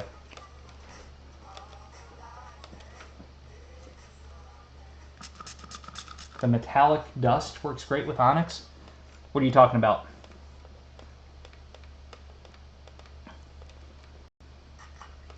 Are you talking about in paint, Chris? All right. Yeah, let's get this. Since I'm dry up here, let's go ahead and light fur in all over the top of the head. Let's get this guy going. Then we'll come in, we'll start laying down some texture. Spin them to you guys a little bit so you can see them better. Now I'm going to start coiling in the Magic Sculpt because I don't want to overdo it in here. Like I wanted the eyes. Oh yeah, totally. I think that would be great. Oh, the metallic dusts. Oh, with the onyx smooth cast.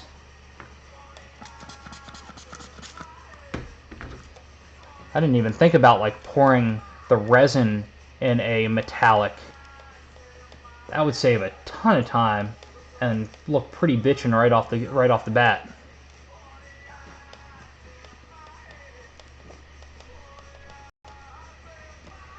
Now, when I get into these smaller nooks and crannies, I'm gonna have to bring a tool in to kind of help guide some of this Magic Sculpt down the bridge in between the brow and onto the snout because my fingers are just too nubby to get through there.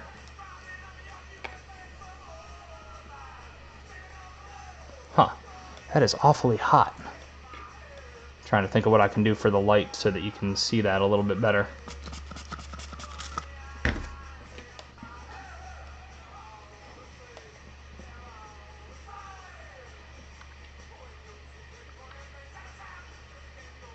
Alright, pulling that down just a little bit, and that will get that guy going. We'll pull some of the clay up around the other eyebrow. Right on. Yeah, no, that sounds awesome. I think that's a great idea. I think that's a great idea, Chris, to cast them with the onyx and throw in some metallic. So, like, since you're newer to Twitch than I am, Chris, like, the chat for me is on a super stupid delay. Like, I haven't been able to figure out any way to make it so it's not really delayed. So, like, you'll be chatting in there, and then, like, a minute later, it'll pop up for me, I'll say it, then it's a little bit wonky. I don't know if it's the tools that I'm using. I don't know if it's the internet connection I have, but it seems pretty universal when I watch other folks streaming on Twitch. So I think that it's not just me.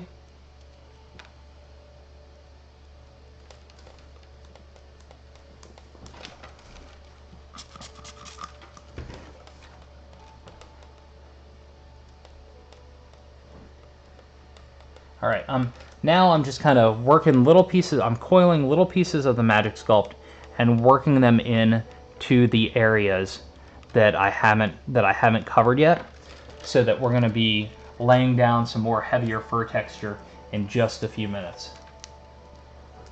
We'll get that in. He'll start really coming to life even more. It will be the exciting.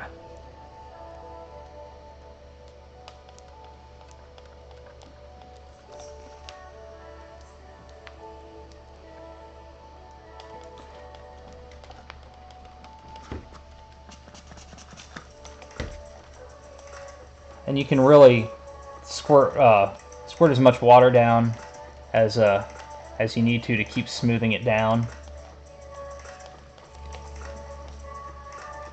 Just want to make sure I cover all these little holes. I don't want any bits of the styrofoam showing through. I want to make sure I've got it all covered.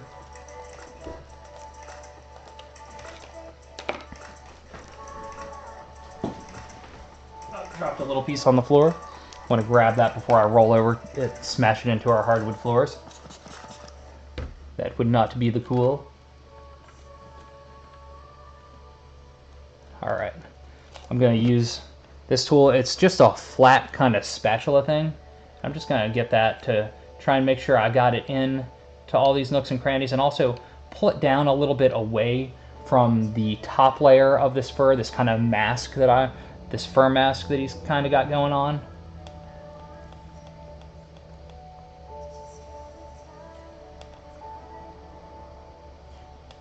So Chris, what's your next show now that Can Talk's done?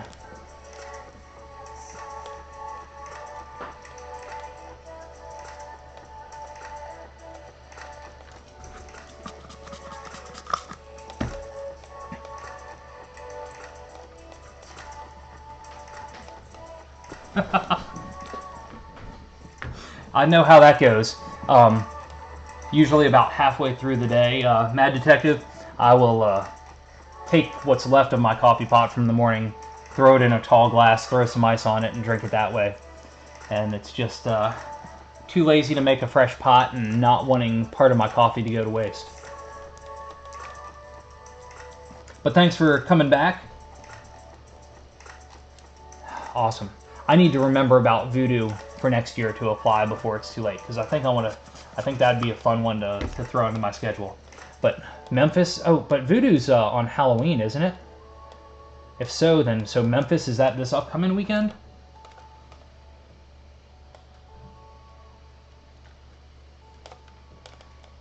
So you are on that hustle, Mr. Chris. Lots of shows. Holy shit. Does it slow down in January through March for you? I was trying to look for some shows to do, and then because I don't currently have anything, and I've got stuff that I've got in other parts of 2017 that I know I want to do. I hit up Hamer and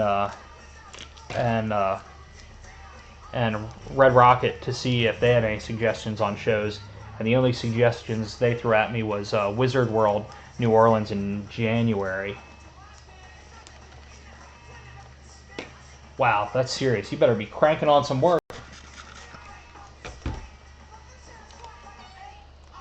Do you still have a fair amount to work with, or do you have enough pieces left over from Kentuck to roll into Memphis with?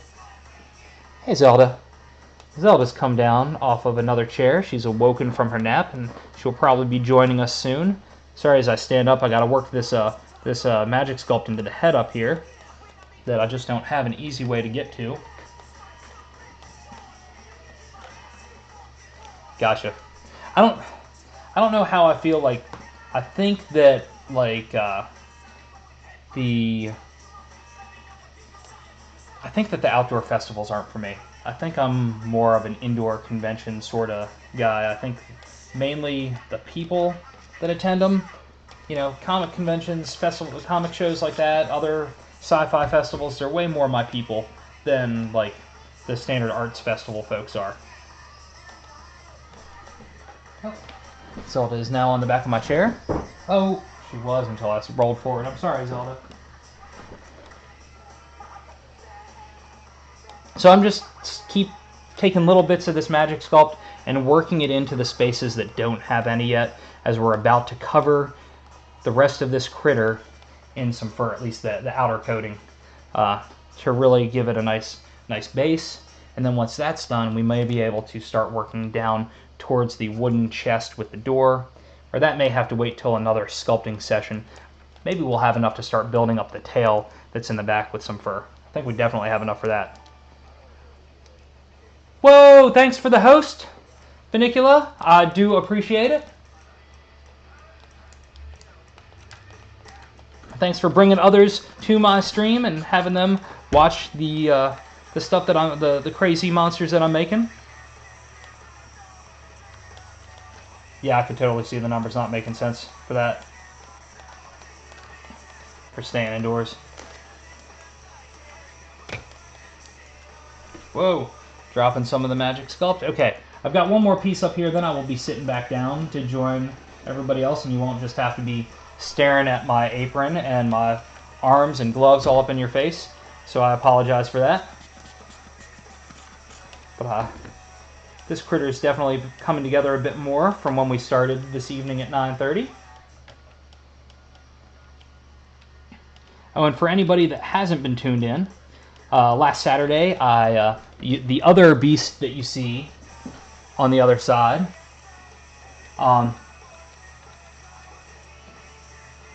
there's under Vision channel, there is a stream beta that tries to fix that, to fix the delay.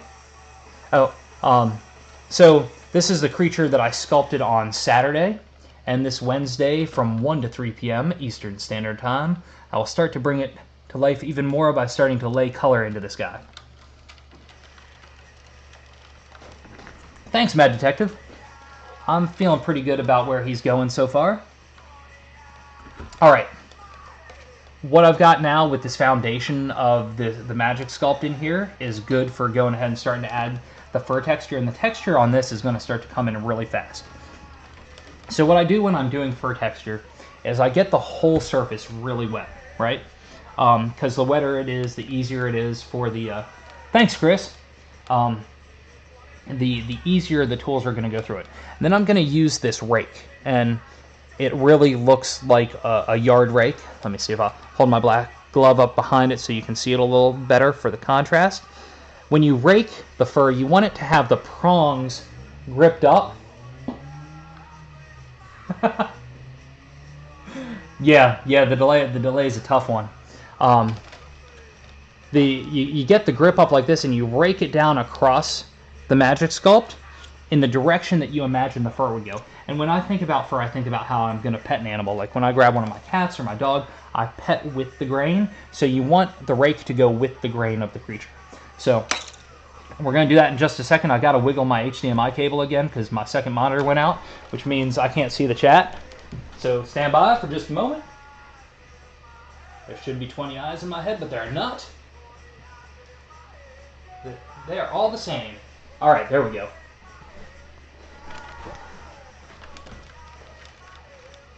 All right, so here we go. I'm going to squirt this pretty heavily. And I'm going to get all the areas, at least over here. I'll come back to the other side in a minute. Now I'm going to start pulling in the direction of the fur. Pulling it this way. And with this rake tool, it quickly gets the texture in. I mean, I used to do this one line at a time until I discovered this rake tool by Cutting Edge Tools. It's Cutting Edge Tools, right? It's hard to see. Cutting Edge Sculpture. Once I get this Magic Sculpt all over it, it's harder to see. But so, once I put this in, I'll start putting some deeper grooves in, just to get some more variation in the line fur. But this so quickly gets that fur, and you can press down harder if you want to. You can even pull from the other direction when it gets up to the edge, but you really want the lines to go in the direction that you would pet. You'll see little bits of clumps coming up, which aren't a big deal. What you can do once it dries, you can take a light sandpaper and get all those little burrs off of there. I'm going to go ahead and squirt it down some more, because the wetter it is, it's usually the less burrs that you're going to have, but you'll also see that there's some buildup on my rake. I need to really take an X-Acto blade to it and scrape it down. I'll do that maybe before the next time I do a whole lot of fur, if I think about it. So here I'm just going to keep pulling. And it's okay that I'm going to go over these tree roots knowing that I'm planning on going back into it anyway and building the roots up for real. Okay, I'm going to come over here, and I'm going to be trying to be mindful of the ear. And so because this is like thin handmade tools, every now and again you'll get a prong that'll kind of bend out of whack. So just want to try and bend it back if I need to. Oh, and Benicula, I will totally go in and check out the settings before the next stream. I try not to touch my computer as much as possible once I've got my gloves on, since I use this computer every day for work. I try to avoid getting any of the buildup or grime from the Magic Sculpt. Now I'm looking over here, and I put some clay in behind this ear, and it's got a kind of a lump on it, so I need to work that down a little bit before I start putting the fur texture in. Just a little bit more, smooth it in some, just so I know that there's no visible separation. Okay, and now when you get in here where there's harder, like the angles are a little bit harder, it's a tighter confined space for this rake. Sometimes you gotta tilt it on an angle as you're pulling it along. And a lot of times you just gotta kind of go with it and know that you might be messing something up. And if you mess something up, it's not a big deal. You just, like this tree root, even though I'm going to build up on top of it again, since I know that this is the tree root and I don't want to forget between now and the next time, I'm just going to smooth that down a little bit right there. Get rid of some of that fur line. I could really smooth it down further with a tool to really work it in, but it's not super necessary.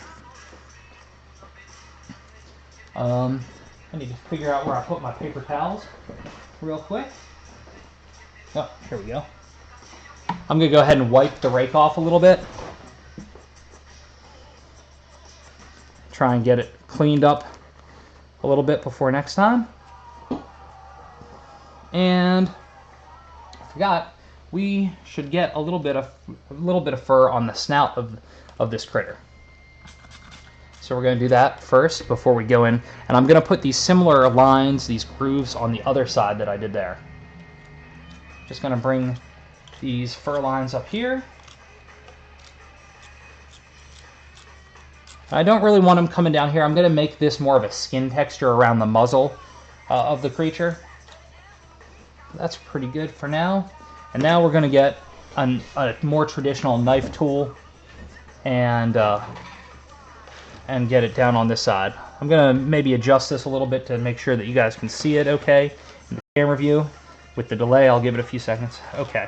So now I'm going to cut some lines in here. I'm going to use just the flat knife tool, and I'm going to spray it down a little bit. Gonna spin it, take a look at the other side again, knowing that I took my lines down at an angle and then kind of separated the fur a little bit. I'm going to do a similar thing here. It doesn't have to be exact to one another at all, but knowing that I want it to be kind of, just make sure it feels unified, like they're of the same sculpting, even if it was at separate times. So I'm just going to kind of smooth this down a little bit, blend it in a little bit with my thumb. Then we'll probably come back with the rake again and just kind of smooth it out even more. I'm going to cut this excess off here because I kind of want it to overlap on top of the texture that will be like a wooden panel texture, I think, for the doors. I think I'm going to do like wood planks almost.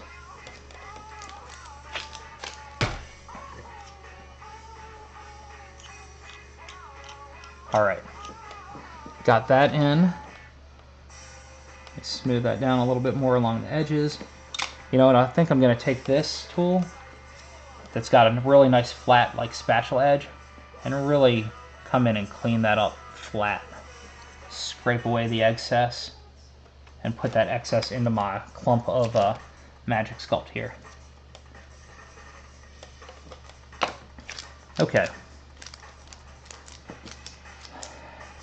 So I know I don't really want to work outside of the door area. I don't want to work on this on the chest right now, but that does not mean I don't want to work on the door. I think we'll do a little bit on the door, see if I like the texture that it's going, and then we will move on to doing a little bit of build-up on the tail.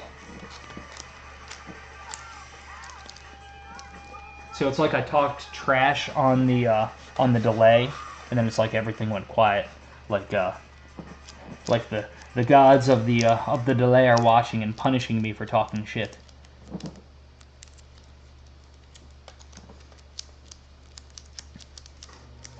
Alright, so I'm going to throw this door up on here. Basically, I'm just going to work it in and try and keep this relatively flat and smooth so that I get the shape that I wanted for the door, and then we'll start working texture into it. And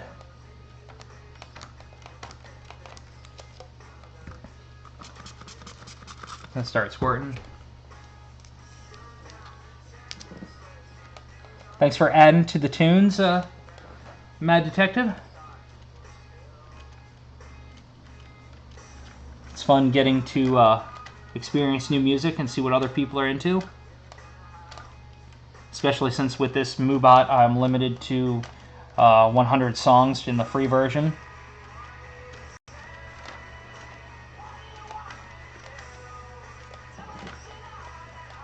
Alright, I'm going to just keep smoothing this down a little bit. I want it to feel nice and smooth, and then I'll cut around it to get it even more refined.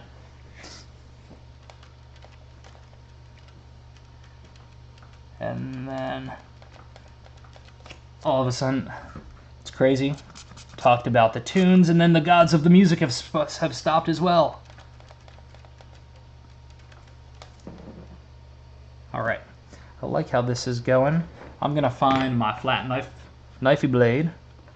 It's not that one. It's not this one. It's not this one. Where, oh, where could my lady be? Come here, blade. Let's see if you're down here. Short fingers cannot reach. There we go. Almost there. Almost there. All right, the music just completely died off. So when I was talking about build up on these tools, you can kind of see where I've got a bunch of Magic Sculpt there. I'm just going to take my X-Acto blade and scrape it. And that will get all the chunks off of it. Get it to a nicer point, or a nicer, cleaner shape. I should do that pretty regularly, and I just don't. Hope this totally broke it. No worries. It looks like it's playing in the MooBot window. It doesn't have this. You can't. It doesn't have the play button. It has the stop button. So for a second, I thought my internet connection just went to crap, and it was just me sitting here. So at least you're still on board. The tunes will come back. If they don't, I will have to fill the space with random words. Okay, I'm just gonna take this flat blade. I'm just gonna kind of clean up my edges, and I want it to be I want it to be nice and smooth, and it doesn't have to be super precise, because again, this is gonna look like when I start putting the lines in, start putting it like kind of looking like planks and stuff. It's gonna look like a handmade door. But I want it to look like a handmade door that was made well, not like if I were to make a door. I'm going to take a little bit of the Magic Sculpt, and I'm going to, since my corners here don't look very good, they don't really look like corners, I'm going to jam these in here and then smooth it all down again. No, because all of mine's pulling from YouTube. So it should all, like, that's the main place that MooBot tries to pull from. So I think you were good with that.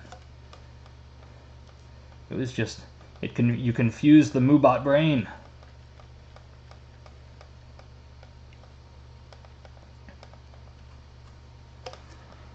So Mad Detective, you said it was the dad, the dad in you about the coffee.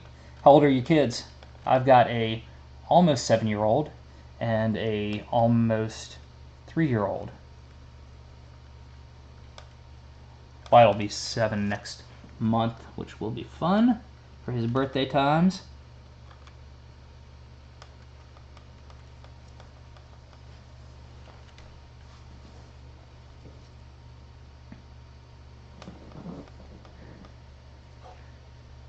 I just introduced him to the idea of him helping me build out the world that all these creatures live in. Like, he's been hearing stories and seeing sculptures and seeing the drawings and coming up with ideas of certain locations, like the fiery pits where my lava-type goblin creature lives was his idea to have when he started drawing stuff on my map. Right on. It's totally a dad move. That's probably why I drink the old shitty stale coffee.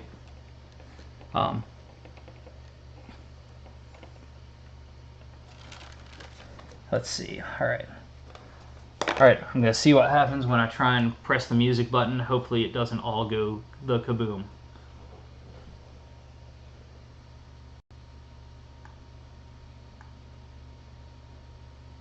It's totally blue and highlighted. Maybe one of the cat... No, cat wasn't here. Oh, it's all weird. I fear that I'm going to mess up this whole MooBot because everything just highlighted blue. Alright, there we go. Let's see, I think it'll jump back in just a second. Alright, I've got the rough shape of the door in, the sides are looking better, the bottoms are looking cleaner.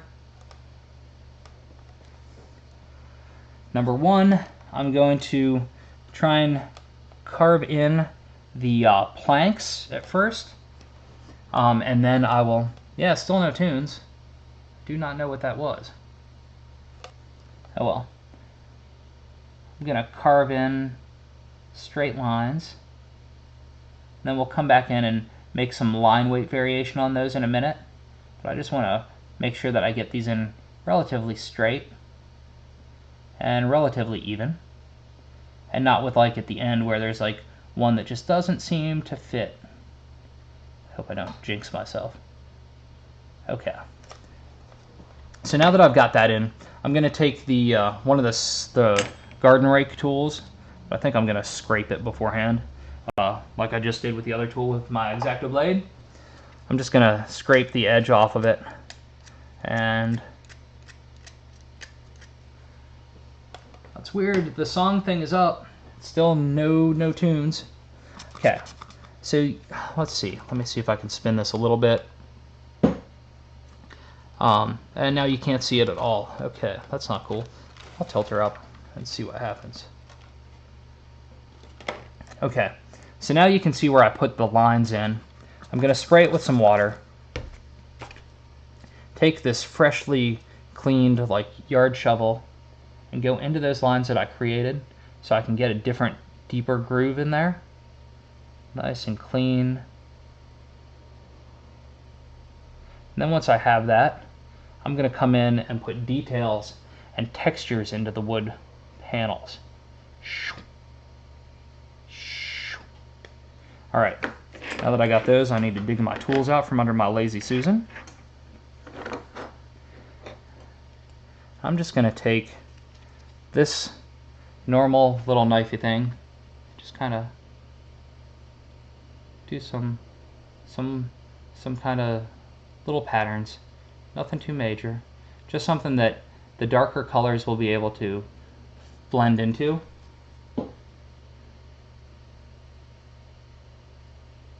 I'm going to do it more wavy and just kind of using the full blade and twisting to have a little more interest in line weight as I go down. Maybe even spin it a little bit. And this will just make it nicer than just having flat pieces right there.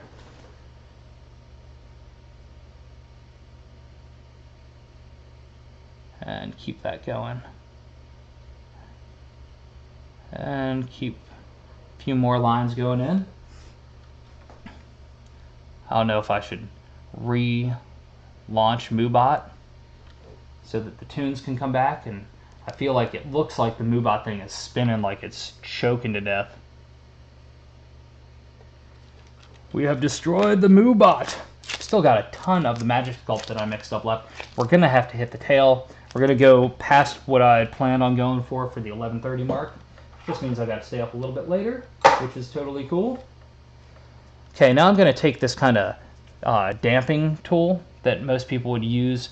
It kind of looks like if you're getting some filling stuff put in. I'm going to put that in here. Then I'm going to go ahead and I'm going to use the handle part and do it at a slight angle to get it almost like a keyhole. Now I need to do that out a little bit more. And then let's go ahead and angle it a little bit. Angle it. Angle it. Alright. Alright, y'all. I am going to set this down for a second. I'm going to, since nothing's happening with the MooBot at all, I'm going to refresh this page and see what happens. I hope it all refreshes and you guys are still seeing me making with the sculpting. So I'm going to grab this big chunk of Magic Sculpt that's still here. I'm going to leave that door the way it is for now because I want to, I'm going to come back to it. I'll put hinges on it later, but I want that to set up. I want it to completely set up before I go in and do anything else to it. So now I'm going to go ahead and start putting some of the fur on the tail that's coming through the hole in the tree area, and we will go from there. Okay, now I've got to be super careful at this point because I've already put Magic Sculpt here and here and here, and there's a lot of different areas that my hands can hit and get in the way and start breaking stuff. So let's see if I can play like the game of Operation and get in without messing anything up. Okay, I'm gonna make sure I cover everything on the edge of the wooden board. Let's see if I can, while this page is still slowly loading, make sure that that is happening. And MooBot is slowly coming. If you guys are chatting, that is awesome, though I cannot see it. So if you are, I will catch up in a minute. It's for me ignoring. But I'm just going to smooth in this Magic Sculpt into this tail that I'm starting to form, and try not to make that look like any genitalia. Keep on.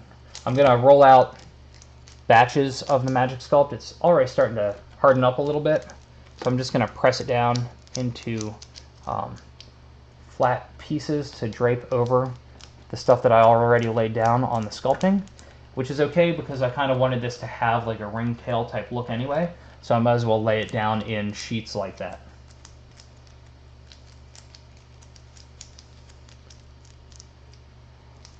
Alright, pinch a little, ripple a little bit of that off, and then stripe it again. Stripety, stripety, stripe. Okay, it's starting to stick a little bit too much to my glove, so I'm going to spray this down while we're going. And work that, smooth it in to the other material that's already on there. What we'll do is we'll come back in with a hard edge and cut away from the texture of the tree area. We'll add the fur, give some good line definition. Keep thinking the chat's going to pop back up. Starts to look like it, and then it doesn't.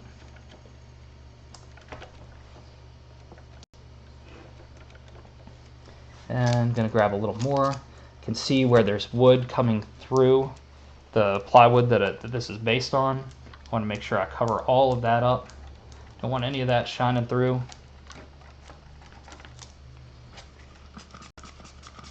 Spray it down a little bit. Smooth it in.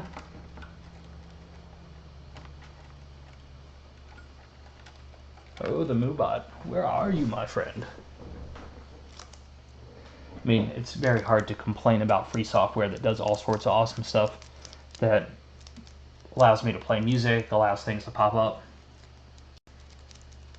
Well, doesn't look like I've missed too much. Hopefully you guys have still been seeing me stream. Alright, gonna put this stuff down. And since it's getting so sticky, every little piece that I'm putting down, I'm going to go ahead and hose down and work in. Try and be very careful about where I'm coming in from. Trying not to hit anything too rough. Don't want to mess up any of the details that I've already put in. Oh, music, where are you?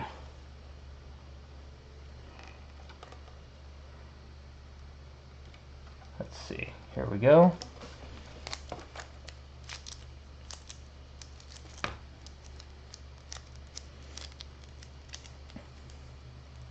Let's see one more thing real quick.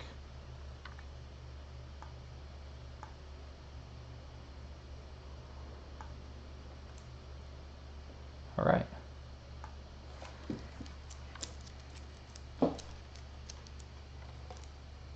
Ha! Right on, I can totally see that.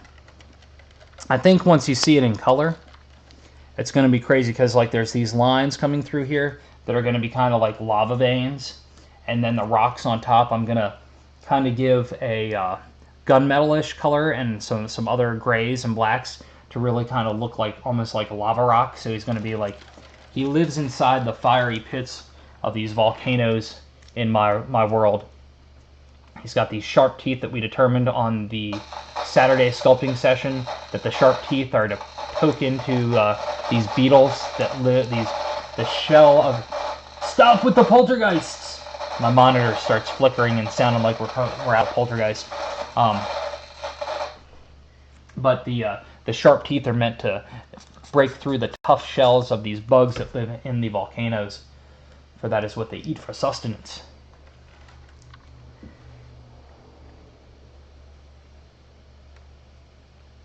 I'm very excited about painting him. I kind of got ants in my pants to do that one, but he shall wait until Wednesday's stream. It's really only 2 days away, so I think I can manage.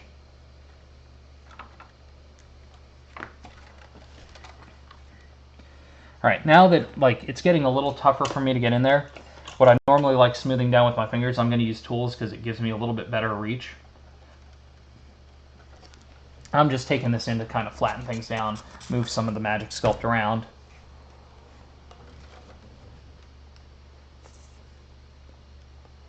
Flatten it out.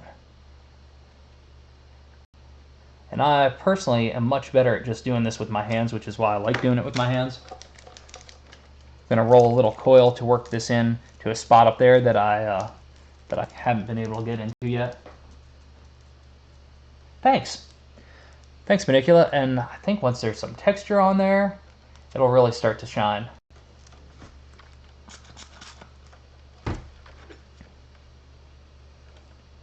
Smooth things down a little bit more. It's just kind of like using like a palette knife to do this. Just kind of pushing it in. And the more water there is, the easier it goes, but it still doesn't, I don't know. There's something more enjoyable about just using your finger. It's like, I love finger painting. Sure, you can't get great details, but there's something that just feels good about it.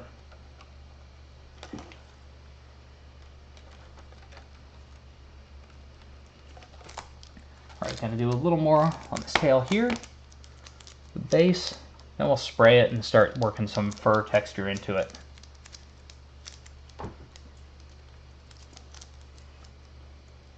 I really need to pull this off of the mounting hardware, put some shorter screws in because I don't want to put clay around this 3 screws just because they're there.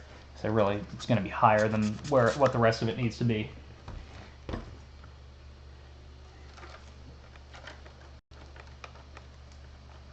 So MooBot is like totally still like in the top of the browser. It's totally still spinning. So I think it's trying to connect to music.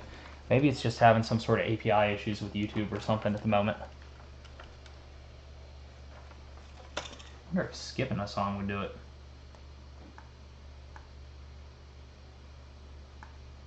It's not even recognizing. Oh, it did recognize me touching down on the mouse that time. Let's see what happens. Ah, sticking my finger with the screw that's down there. That's not cool. All right. So, anybody have any good plans for Halloween? Any cool costumes? I'm such a last-minute costume person that oftentimes I don't do it, which is silly because I like making stuff so much. But I need to get around to making my costume for this year. It shouldn't take too much work. I just need to do it.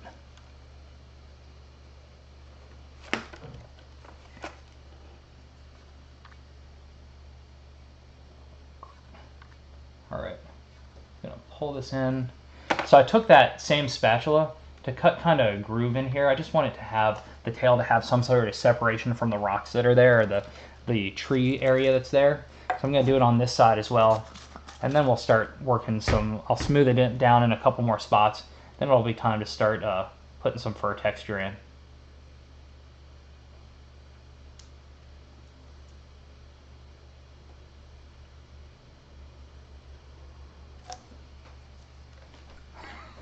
Why, thank you. Yes, since we did a photo shoot with the kids today, I put extra beard oil in to try and style it as pretty as I could, because I've never had a beard this long, and I don't think I will again. I never know.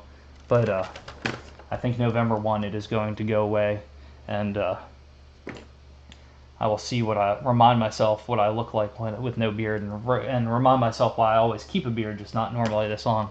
I do like the definition a beard gives to my chin line, which isn't very prominent without the facial hair. All right, totally sprayed it down. If you haven't been here for a little while, yes, I totally know how that goes. One year I just took a Boba Fett helmet that I had and just put that on and called myself Lazy Boba Fett. It was pretty terrible. Gonna take the rake tool, gonna lay it down on its back and pull it up the tail to start giving myself the fur lines here, and then we're gonna come back in and put some deeper lines in, and in some of these, in certain rows, I'm gonna specifically put deeper lines because I want this creature to look ringtail-ish. Beetlejuice that you will see in here every now and again that's cross-eyed as can be, he's got all sorts of rings on his tail, and I think it's really, really pretty. So I'm going to work that into this creature.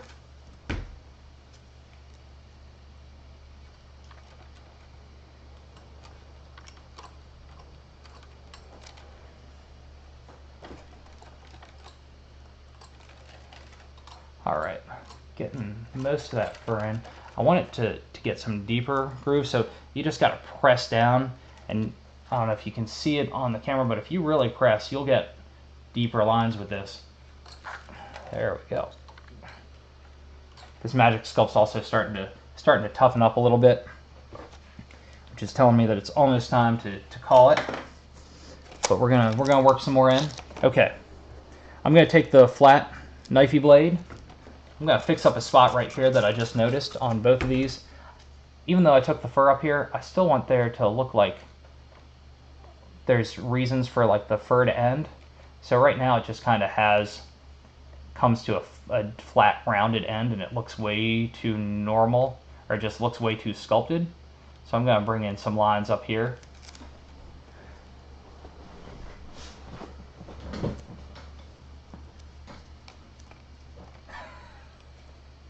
I like the idea of some sort of crazy war chief. You're going as Dead Ariel? Oh, that's awesome. Liquid latex off fork. Nice. That sounds awesome, Benicula. Yes, growing out a beard for Halloween is a very easy way to start working with a costume. It doesn't require a whole lot of maintenance, unless like when I have business meetings and stuff for my day job, I have to make sure it looks at least, you know, not super crazy. Luckily, long beards are fairly hip at the moment, so I can kind of get away with it and not then they're like, oh, well, he's kind of artsy. It's not too big of a deal. All right, I got that going. So when I laid down the coils here of the clay, the flat pieces, I did that intentionally to kind of think through where some of my deeper, heavier fur lines were going to be in the tail. So I'm just going to go ahead and start putting heavier ones in every other like inch and a quarter space, knowing that I want these to be slightly different, not only in color when I paint it, but also in texture, so that it helps give an extra differentiation point in the fur. Kind of like on like our Corgi dog, her top coat is much different than like her belly coat.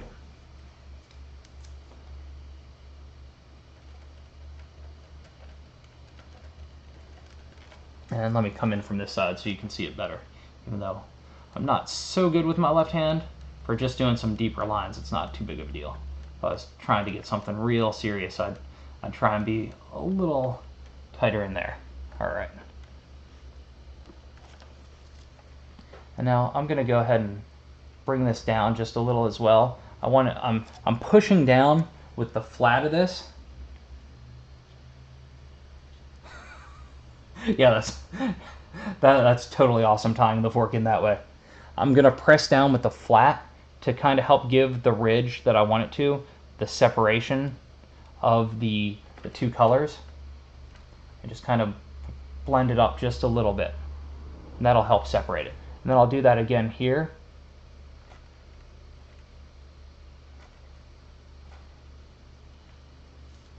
There we go. We'll do that again down here. I think this is going to be about right. And then we'll go in and do some of the deeper grooves on the next row. I just got to be mindful of where I lay down my blade. Got to do this with my right hand on this side because I'm just I would get all over the place with my left hand. Okay, let's do some light lines in there. Pull some of that up into what was already there. And now you'll start to see the ringtail effect going on.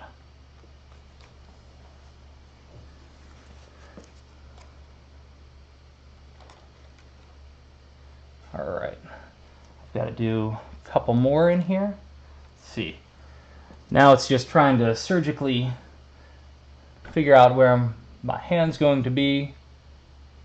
All right, we're going to do this. It's going to work. This is why a lot of times it's good to take a break and just stop and let stuff dry so you don't mess it up. But I'm on a mission. This thing's going. I'm going to keep work. I'm going to get this tail worked out before I call it an evening, and then drink some serious water. Because wow, the lamp on the left. I moved the lamp over here. Hello, Grimm's Grimmest of Shades, thank you for joining us on tonight's quest. Since you're just jumping in, I'm sculpting this creature here out of Magic Sculpt. It's a 2-part air drying resin. In the upper left-hand corner of my window, you should be able to see the concept sketch.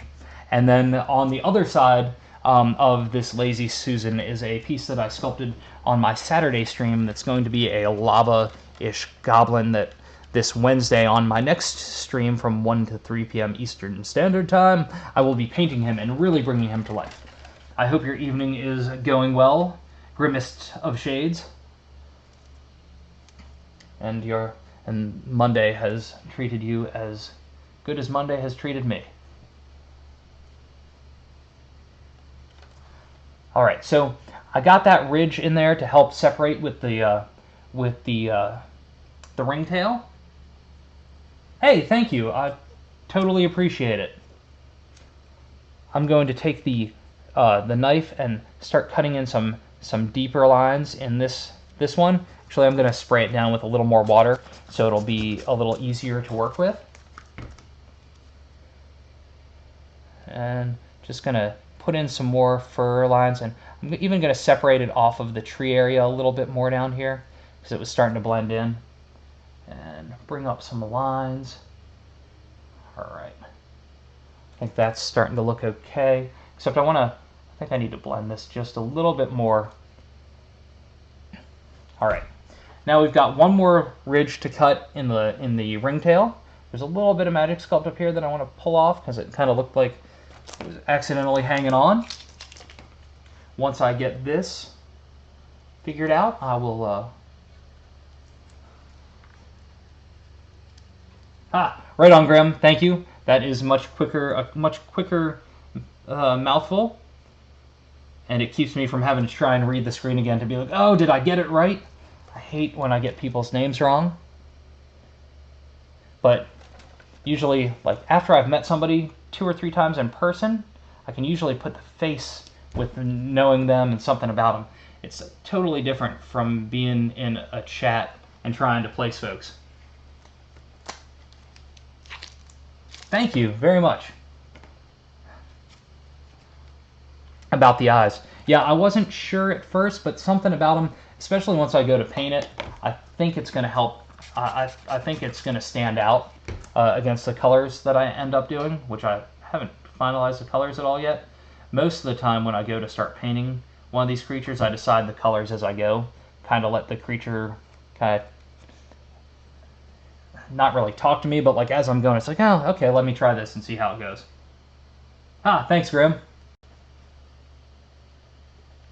Okay, I'm putting in some heavier fur lines on this layer of the ringtail. Sorry, I keep forgetting my elbows all up in your faces.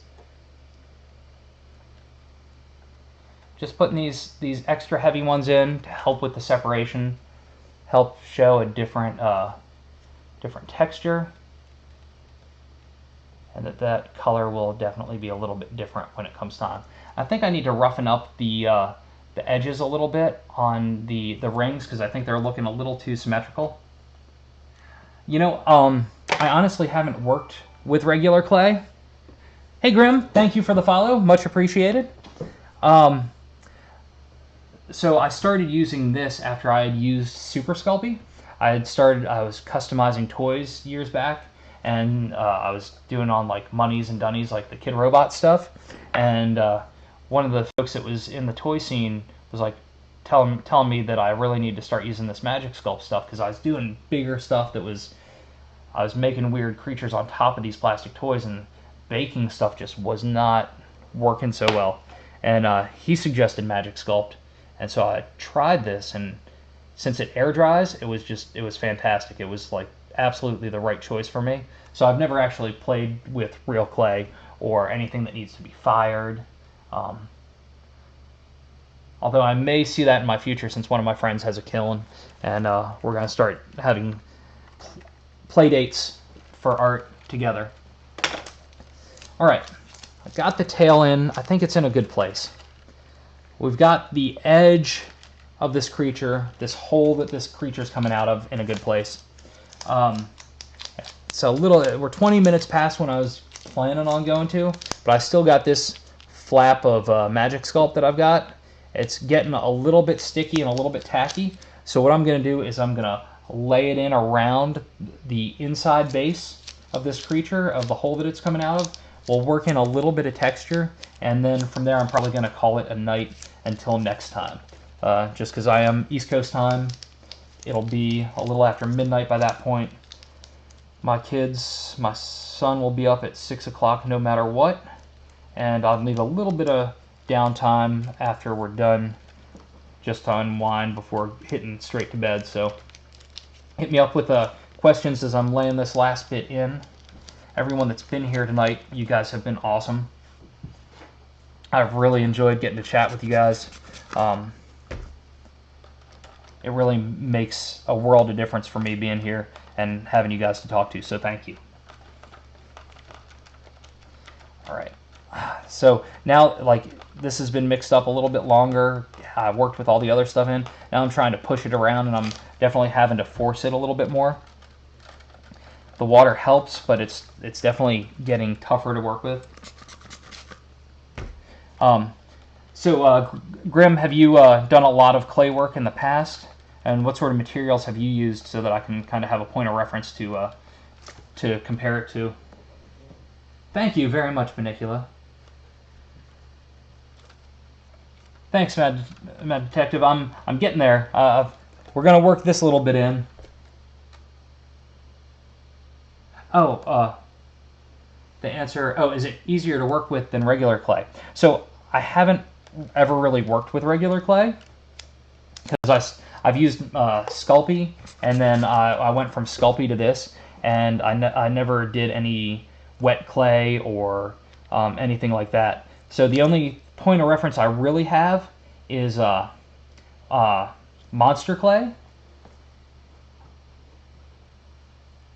Gotcha. I've used monster clay, but that doesn't dry. So I've used that to make like silicone molds of pieces, and then use those to cast resin. But I haven't actually done any real clay pieces that would need to be fired or anything like that. So I don't know. This is the best part about this is it's a two-part that you mix together and it air dries. So tomorrow this thing's going to be hard as rock, and I can sculpt on top of it and keep working on it. And it really smooths with water. What you're seeing now is that some of this, it's been out, the two parts have mixed together and they've been oxidizing, and they've really started to bond together. So it's nearing the end of its shelf life for the workability. So like where you're starting to see these weird textures in here, it's just that this batch I mixed up a little while ago, and it's getting pretty much ready to be done. But I love Magic Sculpt, and I would highly recommend it. But since you are just tuning in, I would also recommend wearing gloves. I totally get my eyes swell shut if I don't wear gloves. I have an allergic reaction to it. I know other people that have used it that don't, but you know, I think it's better to be safe and not have to worry about it. All right. Okay, so some of the other things that we're going to work into this before this is done, I am going to do the wood panel on the chest. Thanks, Manicula. Good night. I look forward to seeing you again. Thank you very much for tuning in, and I hope you rest well until next time. May your days be filled with excitement and adventure.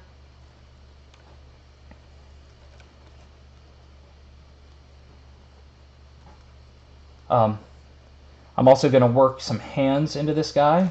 Probably creeping out. I don't know if you guys know like old Bones skateboards. I might have hands coming out the side a little bit.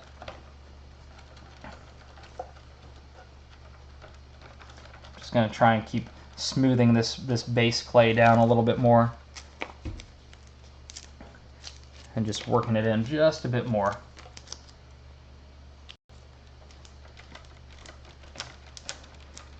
Let me try and turn this camera towards you again. And as this is almost done, it's getting a little too taffy, like tough taffy-esque. I'm gonna spray this down and try and smooth it in. So this batch has probably been mixed together for about an hour or so. So that's, I keep saying that you've got like a 2-hour work window. I don't know. I think an hour might be the max that you really want to be working with it. Part of it's the temperature of the room that you're in, the humidity and all that. So, but yeah, I think maybe an hour is probably the most you want to really work with it at a time. Oh, its own hands. Yeah, yeah. A lot of my creatures, I like trying to give human hands and human feet to kind of tie them back to make. When it has that, people seem to have more of a connection with them. Doesn't have to be exactly human, but you know, like they're able to actually use complex tools and things like that.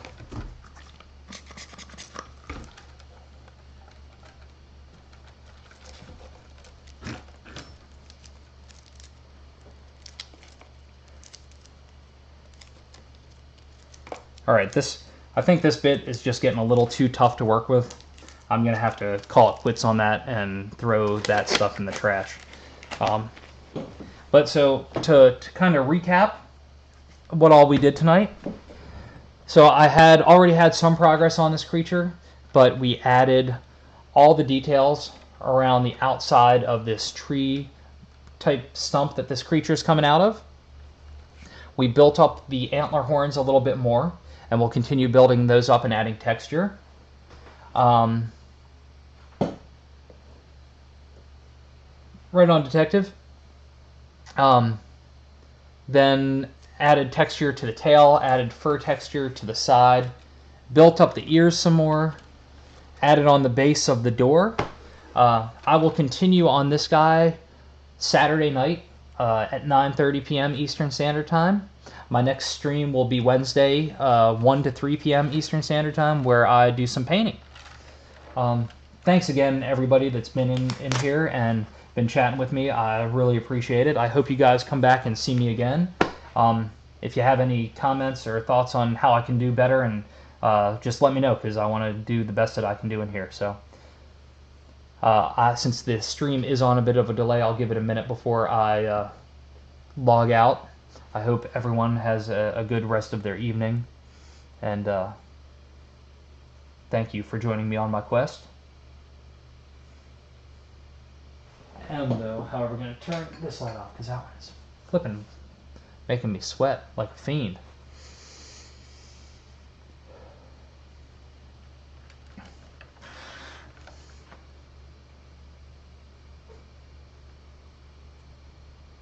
All right, good night, everybody. I will check in on the chat just in case I accidentally cut everybody off. Sleep well, all.